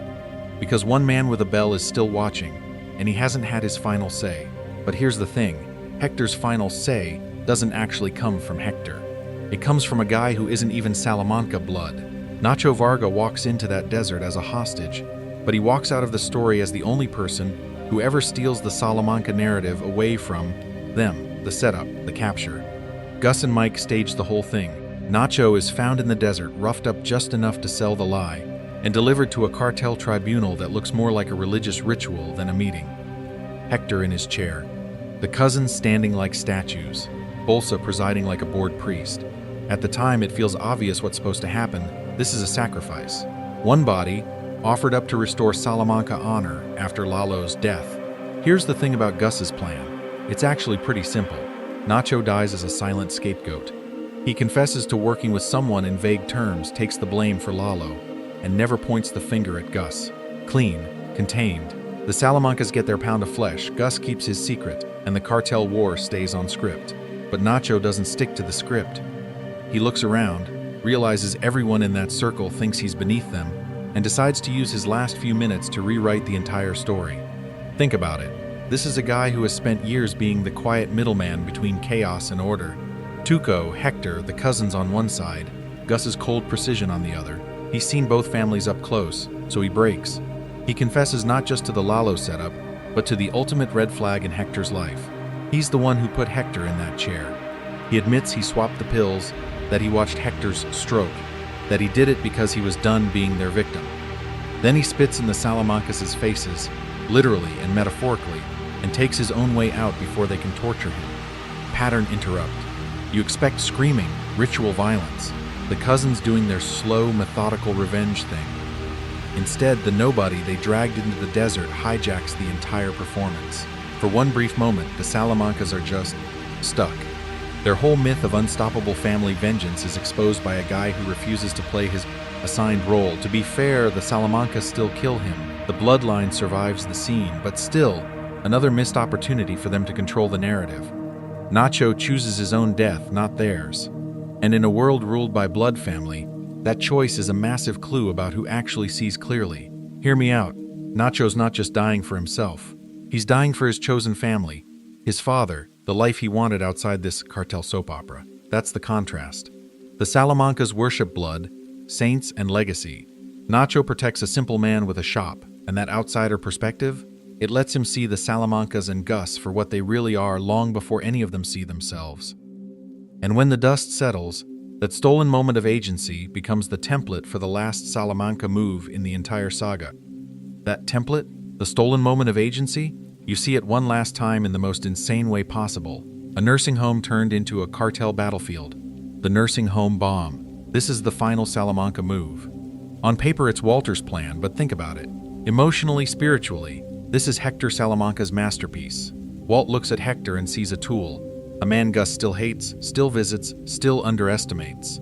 Here's the thing about Gus Fring. He has this compulsion to win face to face. He can't just let Hector rot. He needs to gloat.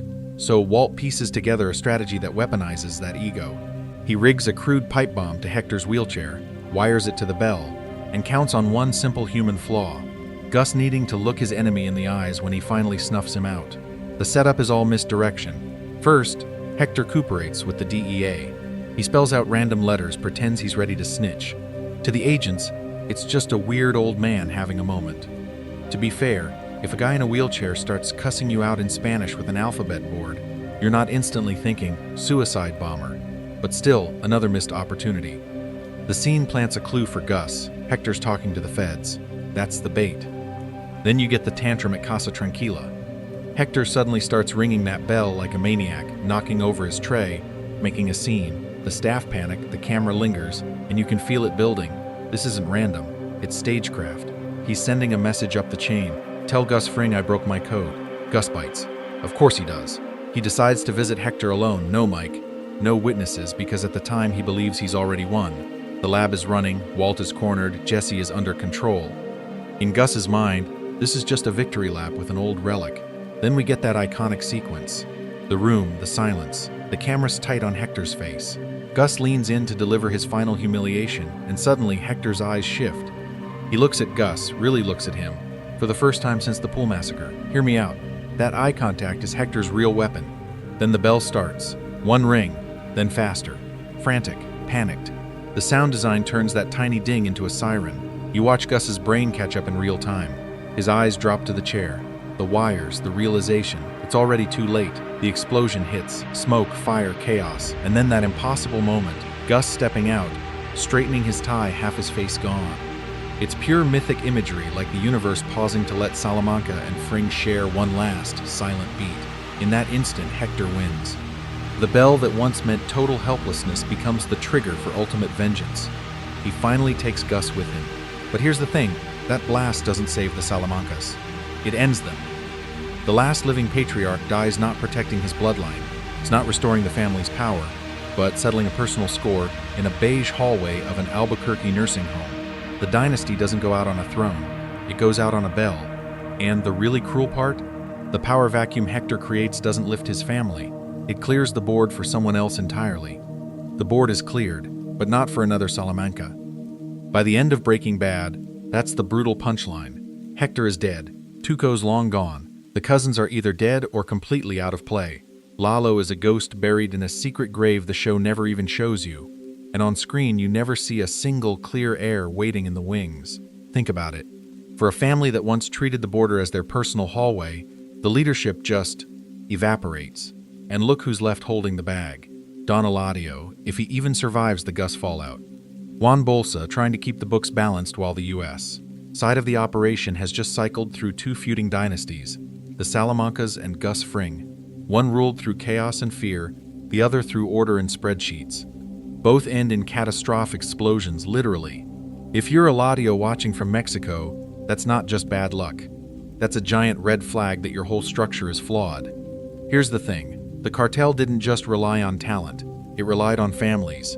Fiefdoms, you don't get promoted, you get born in. That looks strong from the outside. All that talk of blood and loyalty, saints and candles and unbreakable bonds. But still, another missed opportunity.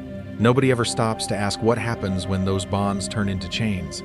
Personal grudges last decades. Vengeance becomes policy. One old man's hatred of Gus Fring ends up nuking half the leadership tree on both sides. See the weakness most clearly with the Salamancas. Hector can't forgive. Tuco can't control himself. The cousins can't deviate from the code even when it's obviously suicidal. Lalo can't resist the theatrical, even when disappearing would keep him alive.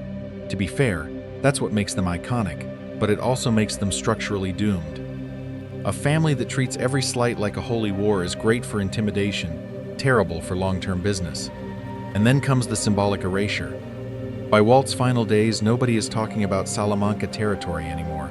It's just the meth trade, blue product, new cooks, Lydia's distribution charts. The name that once made people literally crawl to a shrine in Mexico is barely spoken in Albuquerque.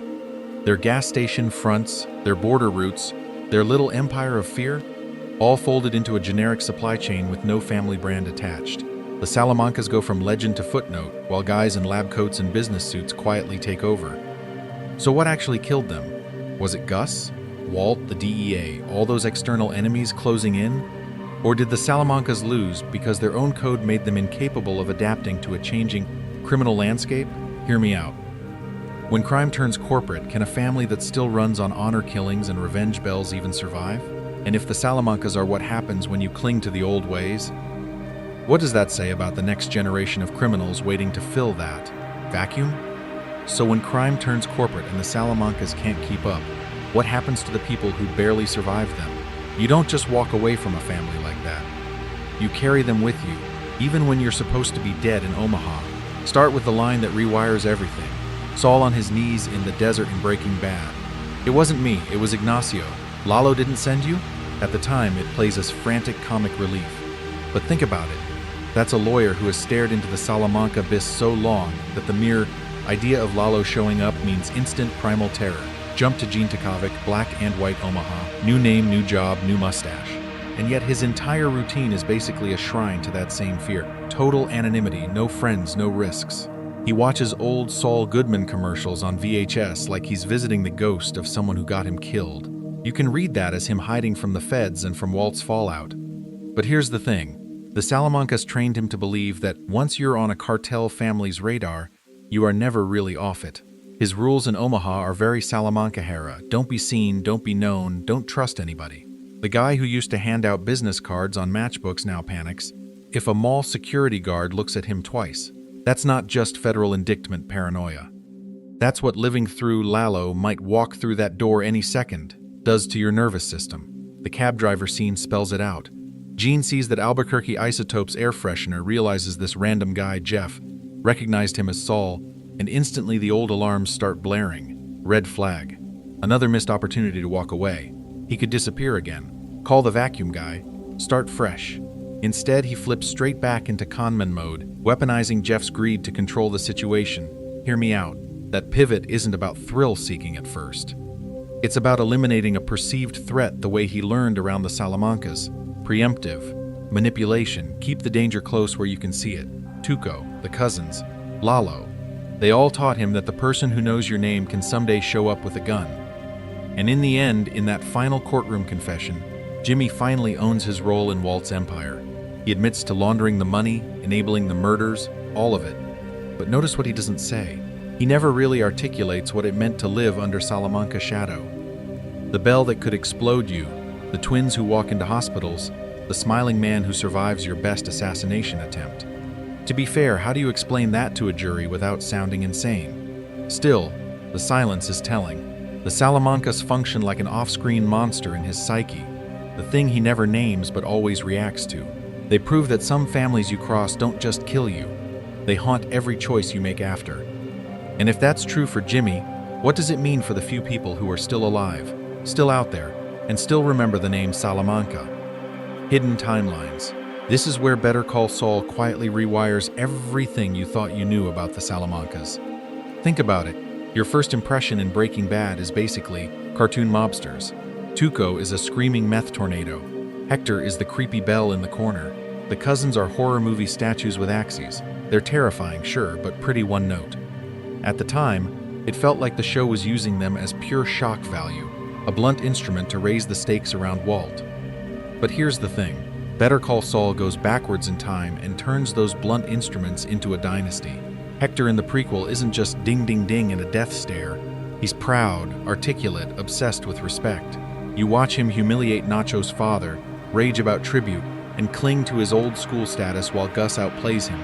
So when you go back to Breaking Bad and see that same man trapped behind a bell, every ring suddenly feels like a war drum from a fallen general. Tuco gets the same treatment. In Breaking Bad, he's pure chaos, a walking red flag with gold teeth. In Better Call Saul, you actually see him trying to manage it. He listens to Abuelita. He negotiates with Jimmy. He literally counts to 10 so he doesn't beat someone to death. Is he still terrifying? Absolutely. But those tiny self-control attempts are clues that he's not just random. He's a guy losing a battle with his own wiring and his family's expectations. Then you have the cousins. In Breaking Bad, they're almost supernatural. They crawl to a shrine, they barely speak, they just appear and people die.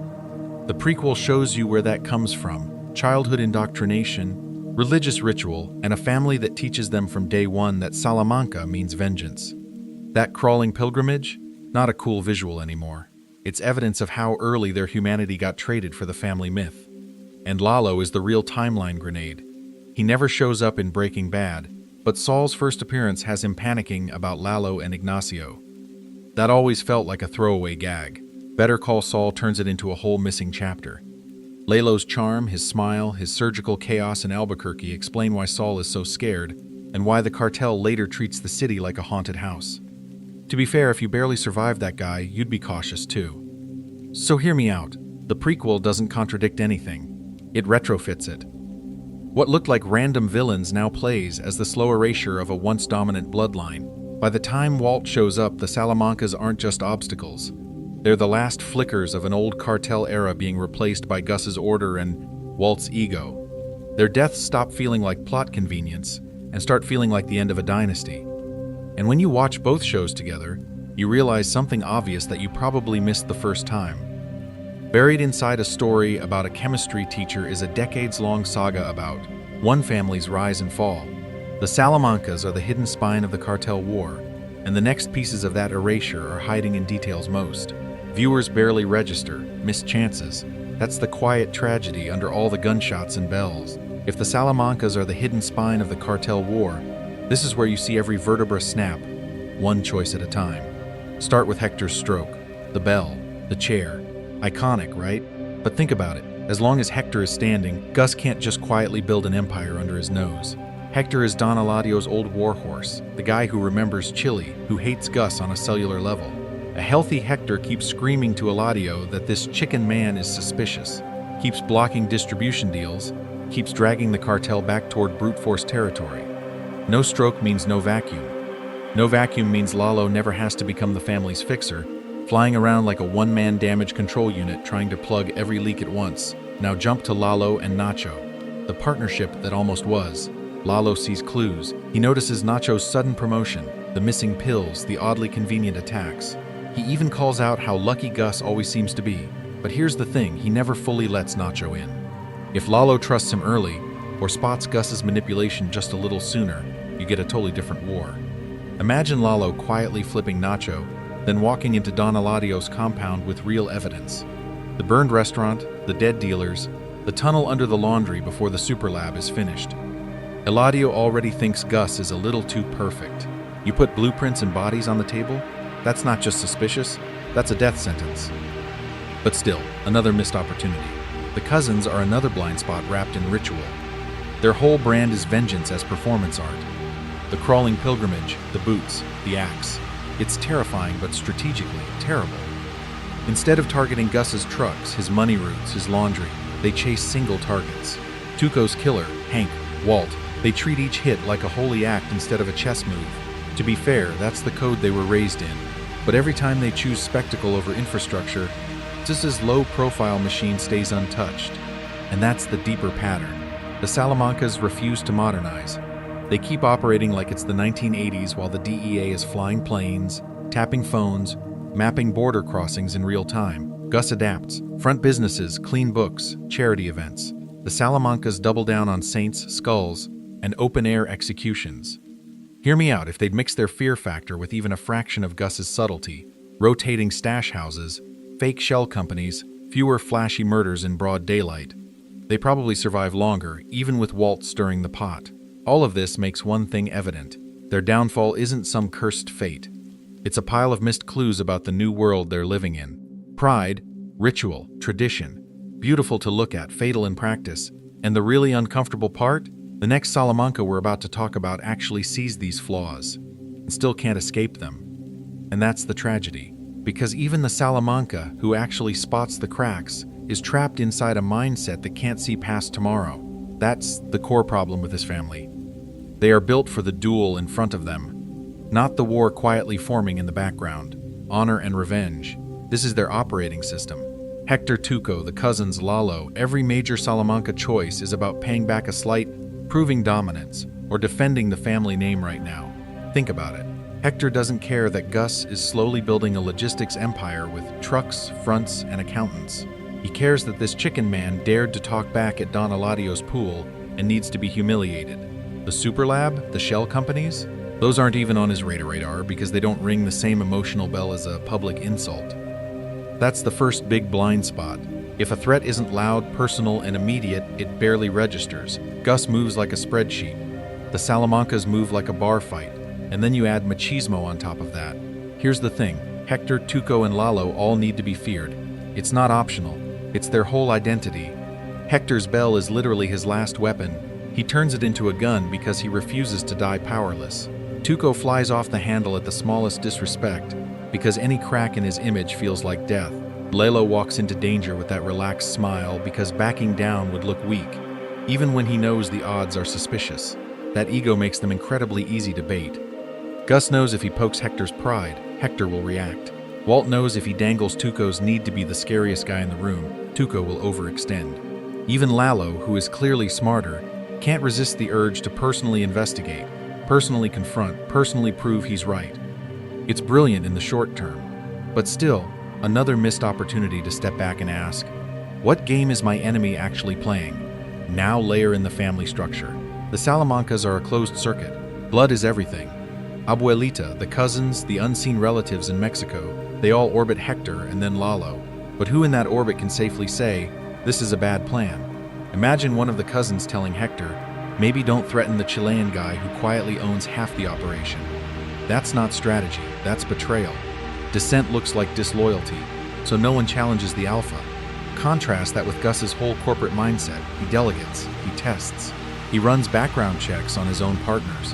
He builds the super lab as a redundancy under an existing front, then has Mike independently verify every risk. To be fair, he's just as ruthless as any Salamanca, but he spreads that ruthlessness through a system instead of one hot-headed uncle. The result is pretty evident. The Salamancas are lethal in a world of visible enemies, street corners, and shootouts. But put them up against invisible, systemic threats, regulations, shell companies, secret labs buried under laundromats, and they're out of their depth. Hear me out. The next moves they make aren't stupid. They're perfectly logical for people who think the battlefield is still the plaza, not the balance sheet.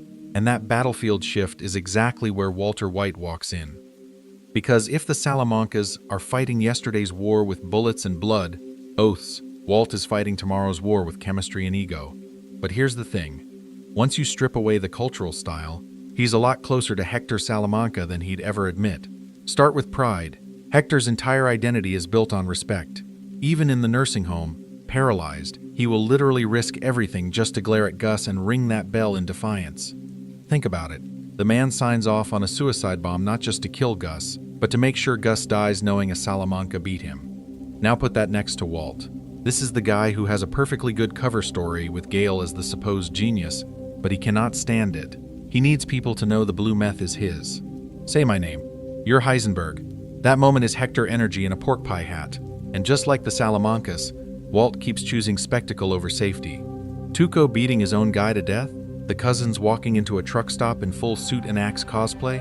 That's cartel theater. Walt does the same thing just with science props.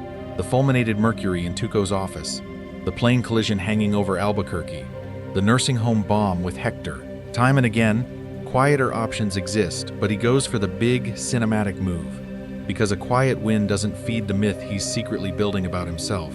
Then there's the family business excuse. Every Salamanca move is wrapped in family language. Tuco is taking care of the cousins. Lalo avenges mi familia. Even Abuelita, sweet old Abuelita, casually launders drug money in her house because that's just what you do for blood. Walt taps into the same script. At the time, he keeps telling Skylar, Jesse, even himself, that he's doing all of this for his family. But still, another missed opportunity for honesty. Because the more he says that, the more his actions look exactly like a cartel patriarch. Lying, manipulating, and dragging his wife and kids into crossfire while insisting it's all for their own good. And look at his alliance with Gus. On paper, that's the anti-Salamanca project. Clean labs, corporate fronts, no wild Tuco energy. Walt steps into that world and, for a while, he looks like the logical replacement for the old school chaos. To be fair, he is good at it. But here's the thing, his ego can't live in Gus's quiet, disciplined universe. The same pride that drives Hector to that bell drives Walt to poison a child, blow up a nursing home, and reignite the very cartel war Gus tried to neutralize. By the end, he's as volatile and self-destructive as any Salamanca, just with a chemistry set instead of a gold grill. So when you watch the Salamancas, don't just file them under the villains Walt outsmarts. Hear me out, they're a warped mirror. They show you what happens when pride, family, and violence become a single identity. And the scary part is, by the time Walt finally looks like Heisenberg, that reflection is already staring back at him. Because the next Salamanca move we see, it doesn't just collide with Walt's story, it exposes exactly how fragile his supposed control really is. So when that next Salamanca move hits, it doesn't feel random. It feels like the return of a storm you didn't realize had been building for years. And the wild part is, the writers built that storm one piece at a time. Think about it. You don't meet the Salamanca family as a unit. You meet Tuco. Just Tuco. He's not a dynasty yet. He's just this coked-out chaos gremlin who drags Walt and Jesse from amateur hour into cartel territory. At the time, that's all it seems like. But here's the thing. Once Tuco exists, the show can start pulling the camera back. Next comes Hector. Same last name, totally different energy. Silent, paralyzed, stuck in Casa Tranquila, but somehow scarier than Tuco with a full bag of meth. That bell instantly becomes a clue. Every ring is a reminder that this isn't just one crazy dealer. This is a bloodline, and the writers use Hector as a bridge. He connects Tuco's street-level insanity to old-school cartel power sitting across from Don Eladio. Then, the cousins. They crawl into the story literally on their knees in that shrine full of candles and skulls. No dialogue, just suits, boots, and that little Santa Muerte altar. Suddenly, the Salamancas feel ritualistic, almost religious. You realize Tuco wasn't an outlier. He was one branch of a much bigger, much older tree. Better Call Saul takes that blueprint and doubles down. Abuelita's house, the Mexican hacienda.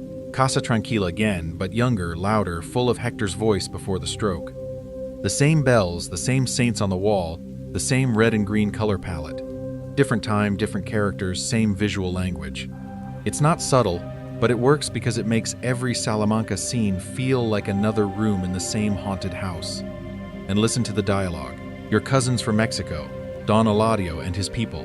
The Salamancas have run this territory for years.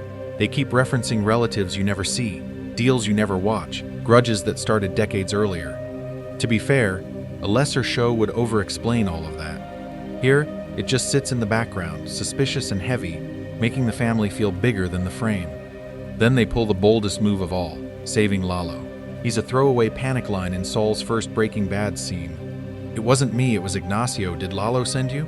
Another missed opportunity for most shows, right? Not here. Years later, they retroactively build an entire character around that one name. Lalo walks into Better Call Saul like he's been here the whole time. And suddenly the Salamanca saga doesn't just span 2 series, it rewrites Saul's origin.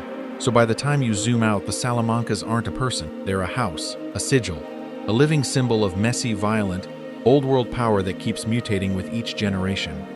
And the scary question is, if they're a house in a long novel, whose story are we actually reading when that house starts to fall? When that house starts to fall, the next question is brutal but obvious. Who gets to build on the ruins? Because the world we end up in by late Breaking Bad is way too small for everybody. A fully operational Salamanca clan, a still-breathing Gus Fring, and a rising Heisenberg. That's not a power structure, that's a traffic jam. Someone's dynasty has to miss its turn so Waltz can barrel through the intersection. And the show is pretty clear about who's getting written out of history. Think about it. The Salamancas are loud. They pray loud, they kill loud, they die loud. Tuco screaming in the junkyard, the cousins in their shiny boots, Lalo laughing his way through home invasions. It's operatic, almost mythic. But Gus and Walt, they're spreadsheets and steel tanks. They're the guy in the tie and the dad in the beige jacket. Same brutality, different costume. Here's the thing, that contrast isn't just style, it's timeline. The Salamancas belong to an older generation of crime storytelling, where family names and blood oaths run everything. You literally see it in Better Call Saul. Abuelita's house, the shrine candles, Hector's bell like a cursed relic. Then you jump forward to Walt cooking in a super lab under a chicken restaurant. Same product, zero romance, just industrial efficiency. The show clears the stage on purpose. Hector is neutralized, trapped in that chair. Tuco gets taken out early. The cousins are wiped in a single, almost clinical shootout. Lalo is erased so thoroughly that by the time we meet Saul in Breaking Bad, he's just a ghost in a punchline. One by one, the old world pieces are removed until the board only has corporate monsters and desperate freelancers left. That systematic killing does something subtle. It makes the cartel feel like history, a previous chapter. The Salamancas' fall reads like a transition from family-run fiefdoms to anonymous, network drug operations. You go from Don Eladio's pool parties and saint statues to Lydia on a conference call and Todd politely asking Jesse to cook. Same violence, but now it's HR friendly. Watch how the temperature drops. By El Camino, the meth world feels cold, almost boring on the surface. No more crawling pilgrimages, no more cousins in suits of armor, no more bells of doom. Just Todd's apartment, a welding crew, some vacuum cleaner codes. The operatic, Catholic, honor-based chaos of the Salamancas is gone, and what's left is this bland, terrifying normality. To be fair, you could call all of this plot mechanics. They had to die so Walt could win. But hear me out, the erasure is the point. Their disappearance is a thematic statement about what kind of evil gets to survive. The screaming, honor-obsessed killers burn out. The polite, industrial killers scale up. And the really suspicious part? By the time Walt's empire collapses, you almost miss the Salamancas, which sets up the next question. When the old monsters are gone and the new ones are boring, what kind of story are we even watching anymore? You lose the last loud Salamanca, and it feels like the species is gone. The bell stops ringing, the cousins are dead, Lalo's laugh is a memory. But here's the thing, the shows never actually say on screen, this bloodline is extinct. We just stop seeing them. Think about it. Across Better Call Saul and Breaking Bad, you meet Hector, Tuco, the twins, Lalo, Abuelita, a couple of nameless relatives drifting through that crowded Mexican house. That's one visible branch. In real cartel families, that's never the whole tree. You've got cousins who stay in the village, nephews who go to law school, the one uncle who runs a legit trucking company that somehow always has cash. The Salamancas are presented as old-school royalty inside Don Eladio's operation. It would actually be weird if Hector only had 4 grandkids and that was it. The Mexico scenes quietly support this. That compound is full. Kids, women, background guys you never get names for. At the time, you're focused on the obvious monsters. Tuco screaming, the cousins crawling, Lalo charming everyone. But if this is a dynasty, where are the boring Salamancas? The ones who don't want to cross the border, who think the US. Side is too risky, who are happy skimming off the Mexican distribution network and letting the crazy cousins handle Albuquerque. To be fair, the camera only follows the people who intersect with Jimmy and Walt. That's the narrative rule. But as a world-building clue, it's kind of suspicious that nobody ever says, we can't lose the last Salamanca, or Hector's line ends here. Don Eladio never gives that speech. Bolsa never mentions it.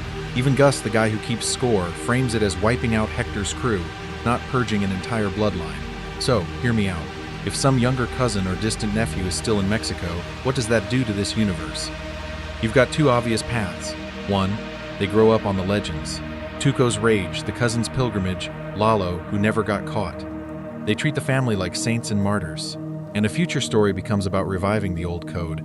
Honor, personal vengeance, face-to-face violence instead of Gus-style spreadsheets. Or 2, they hate it. Maybe they watched Abuelita cry herself to sleep. Maybe they saw the cartel quietly erase the Salamancas from the org chart. That survivor could be the anti-Salamanca, someone who spends their whole life trying to go legit, only to find out that the name is a curse they can't quite escape. And even if nobody ever uses the surname again, the psychological ghost is still in the room. Every cartel kid in this world grows up with stories about the Bell, the twins, the man who blew himself up to kill his enemy. That's the last joke the Salamancas play.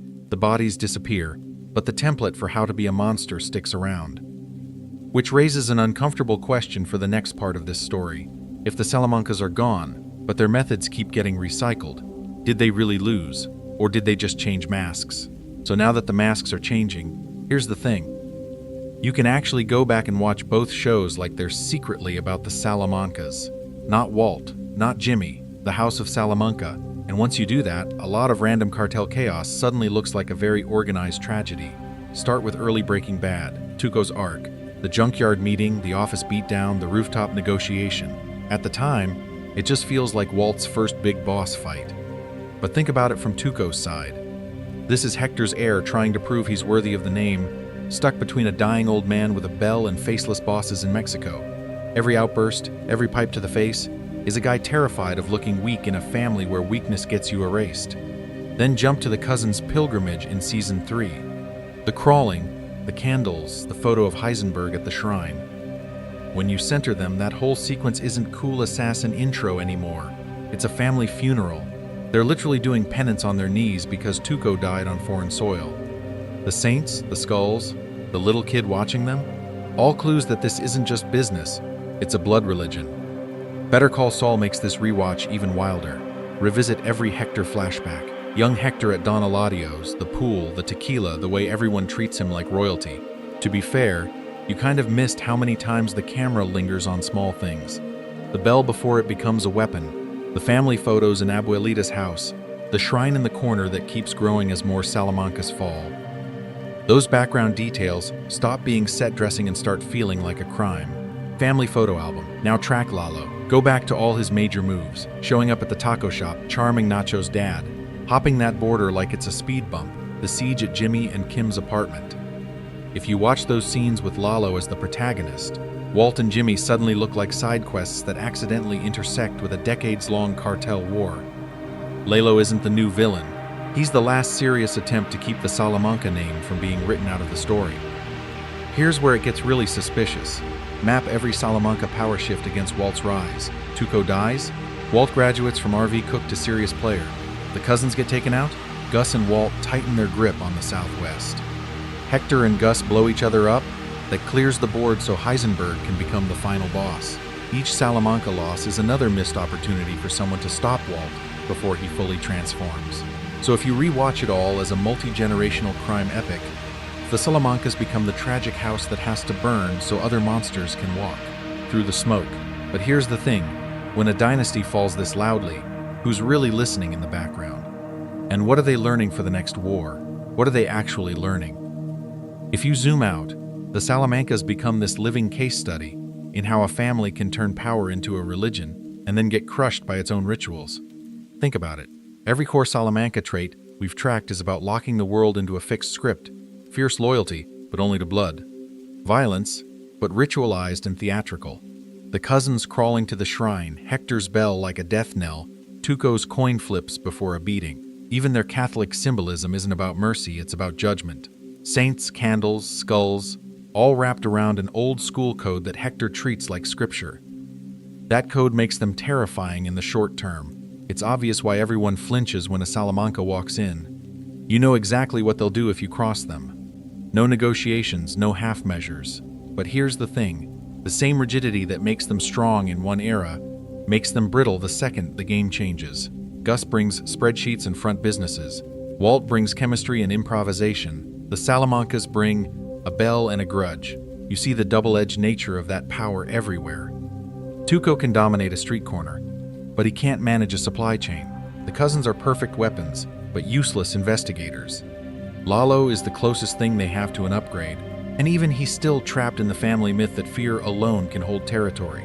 It works, right up until it doesn't. Once Gus and then Walt start weaponizing institutions and technology against them, the Salamanca playbook looks like a museum piece. And the emotional cost? It's brutal. Abuelita folding laundry while Tuco tortures people in the next room, completely oblivious to how rotten the family business really is.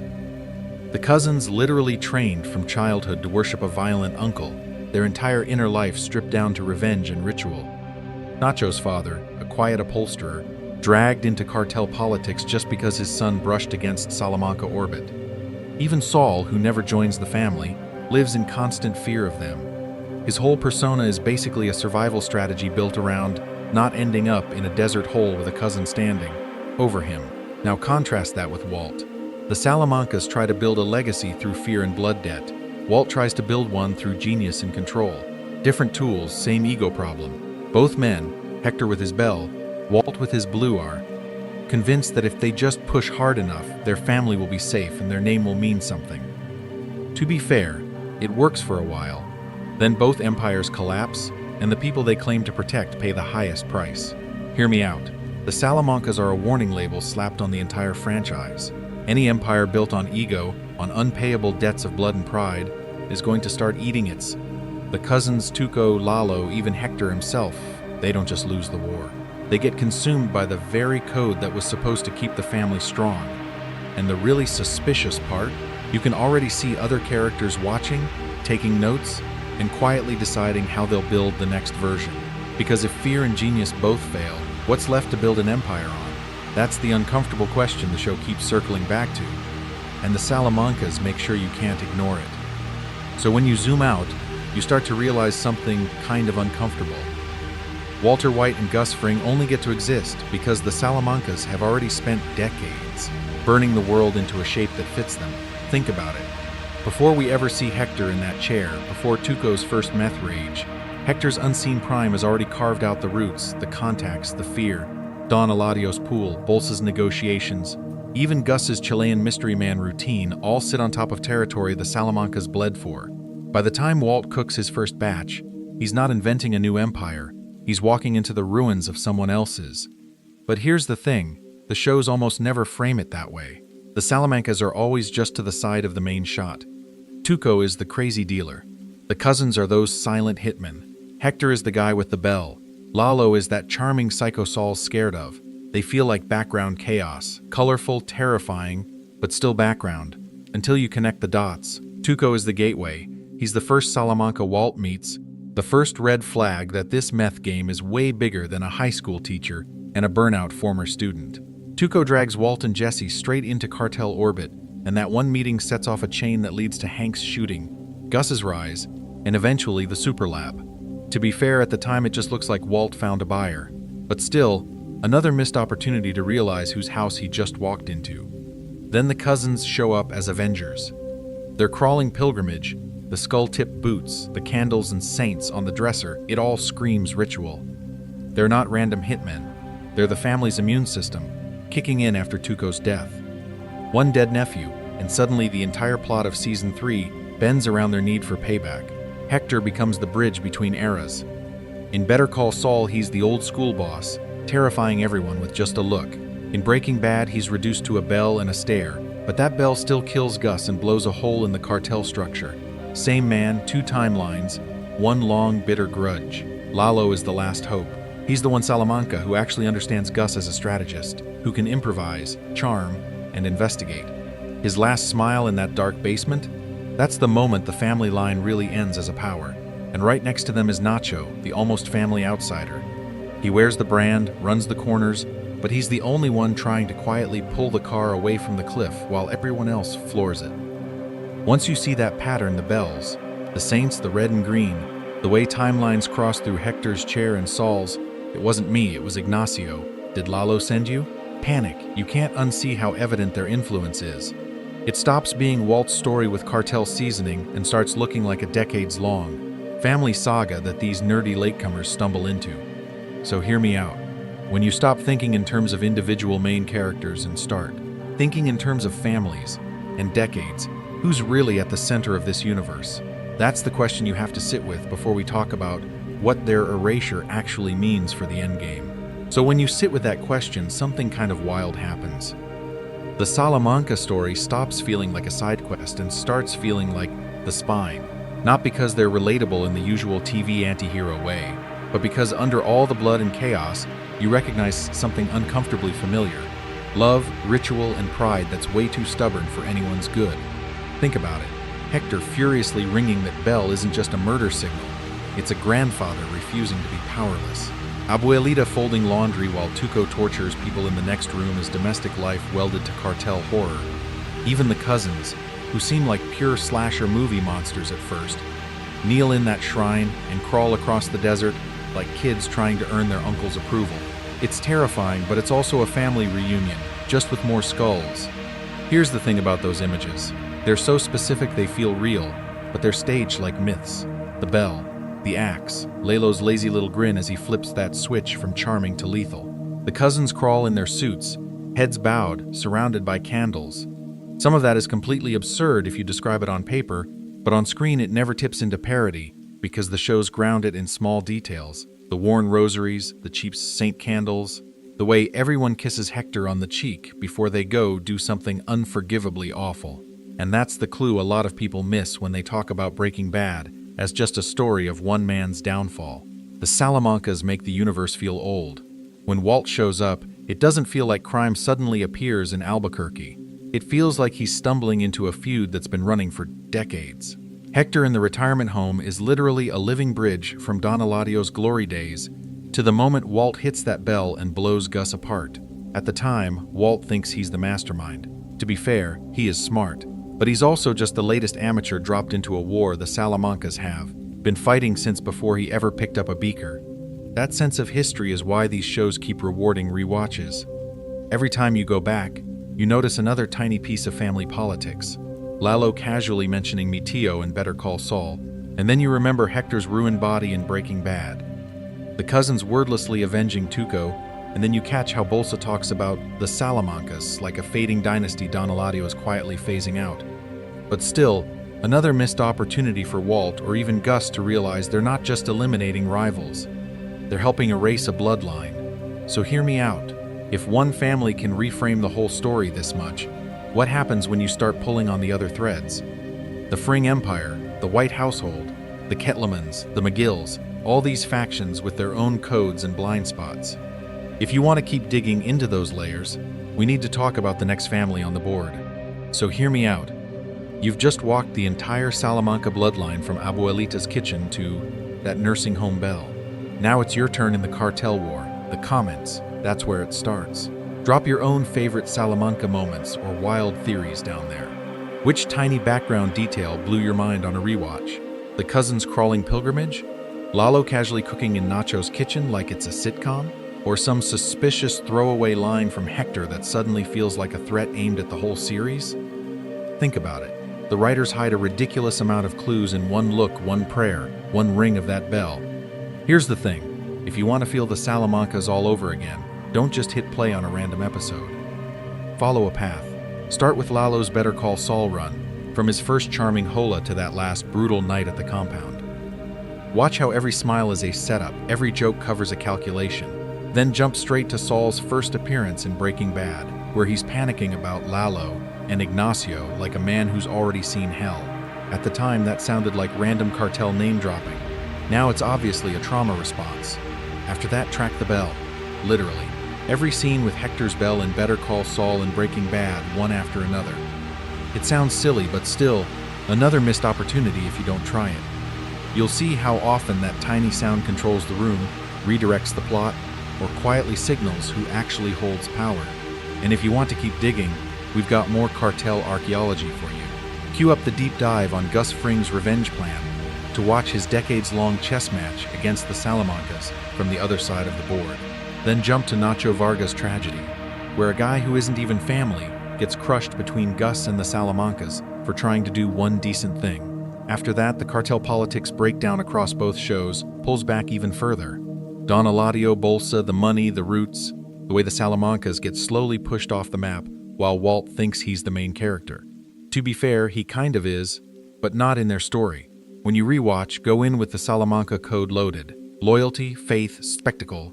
Ask yourself in every scene whose loyalty is being tested. Which saint or shrine is sitting in the corner watching?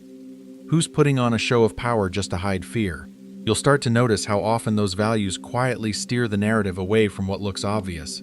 So hit replay, follow the trail, and listen closely. The last image is simple: a hallway, a wheelchair, the sound of Hector's bell echoing out, then cutting to black. The family is gone, but that echo, it keeps ringing through every frame of this universe. And if you want to hear it louder, you know what to watch next.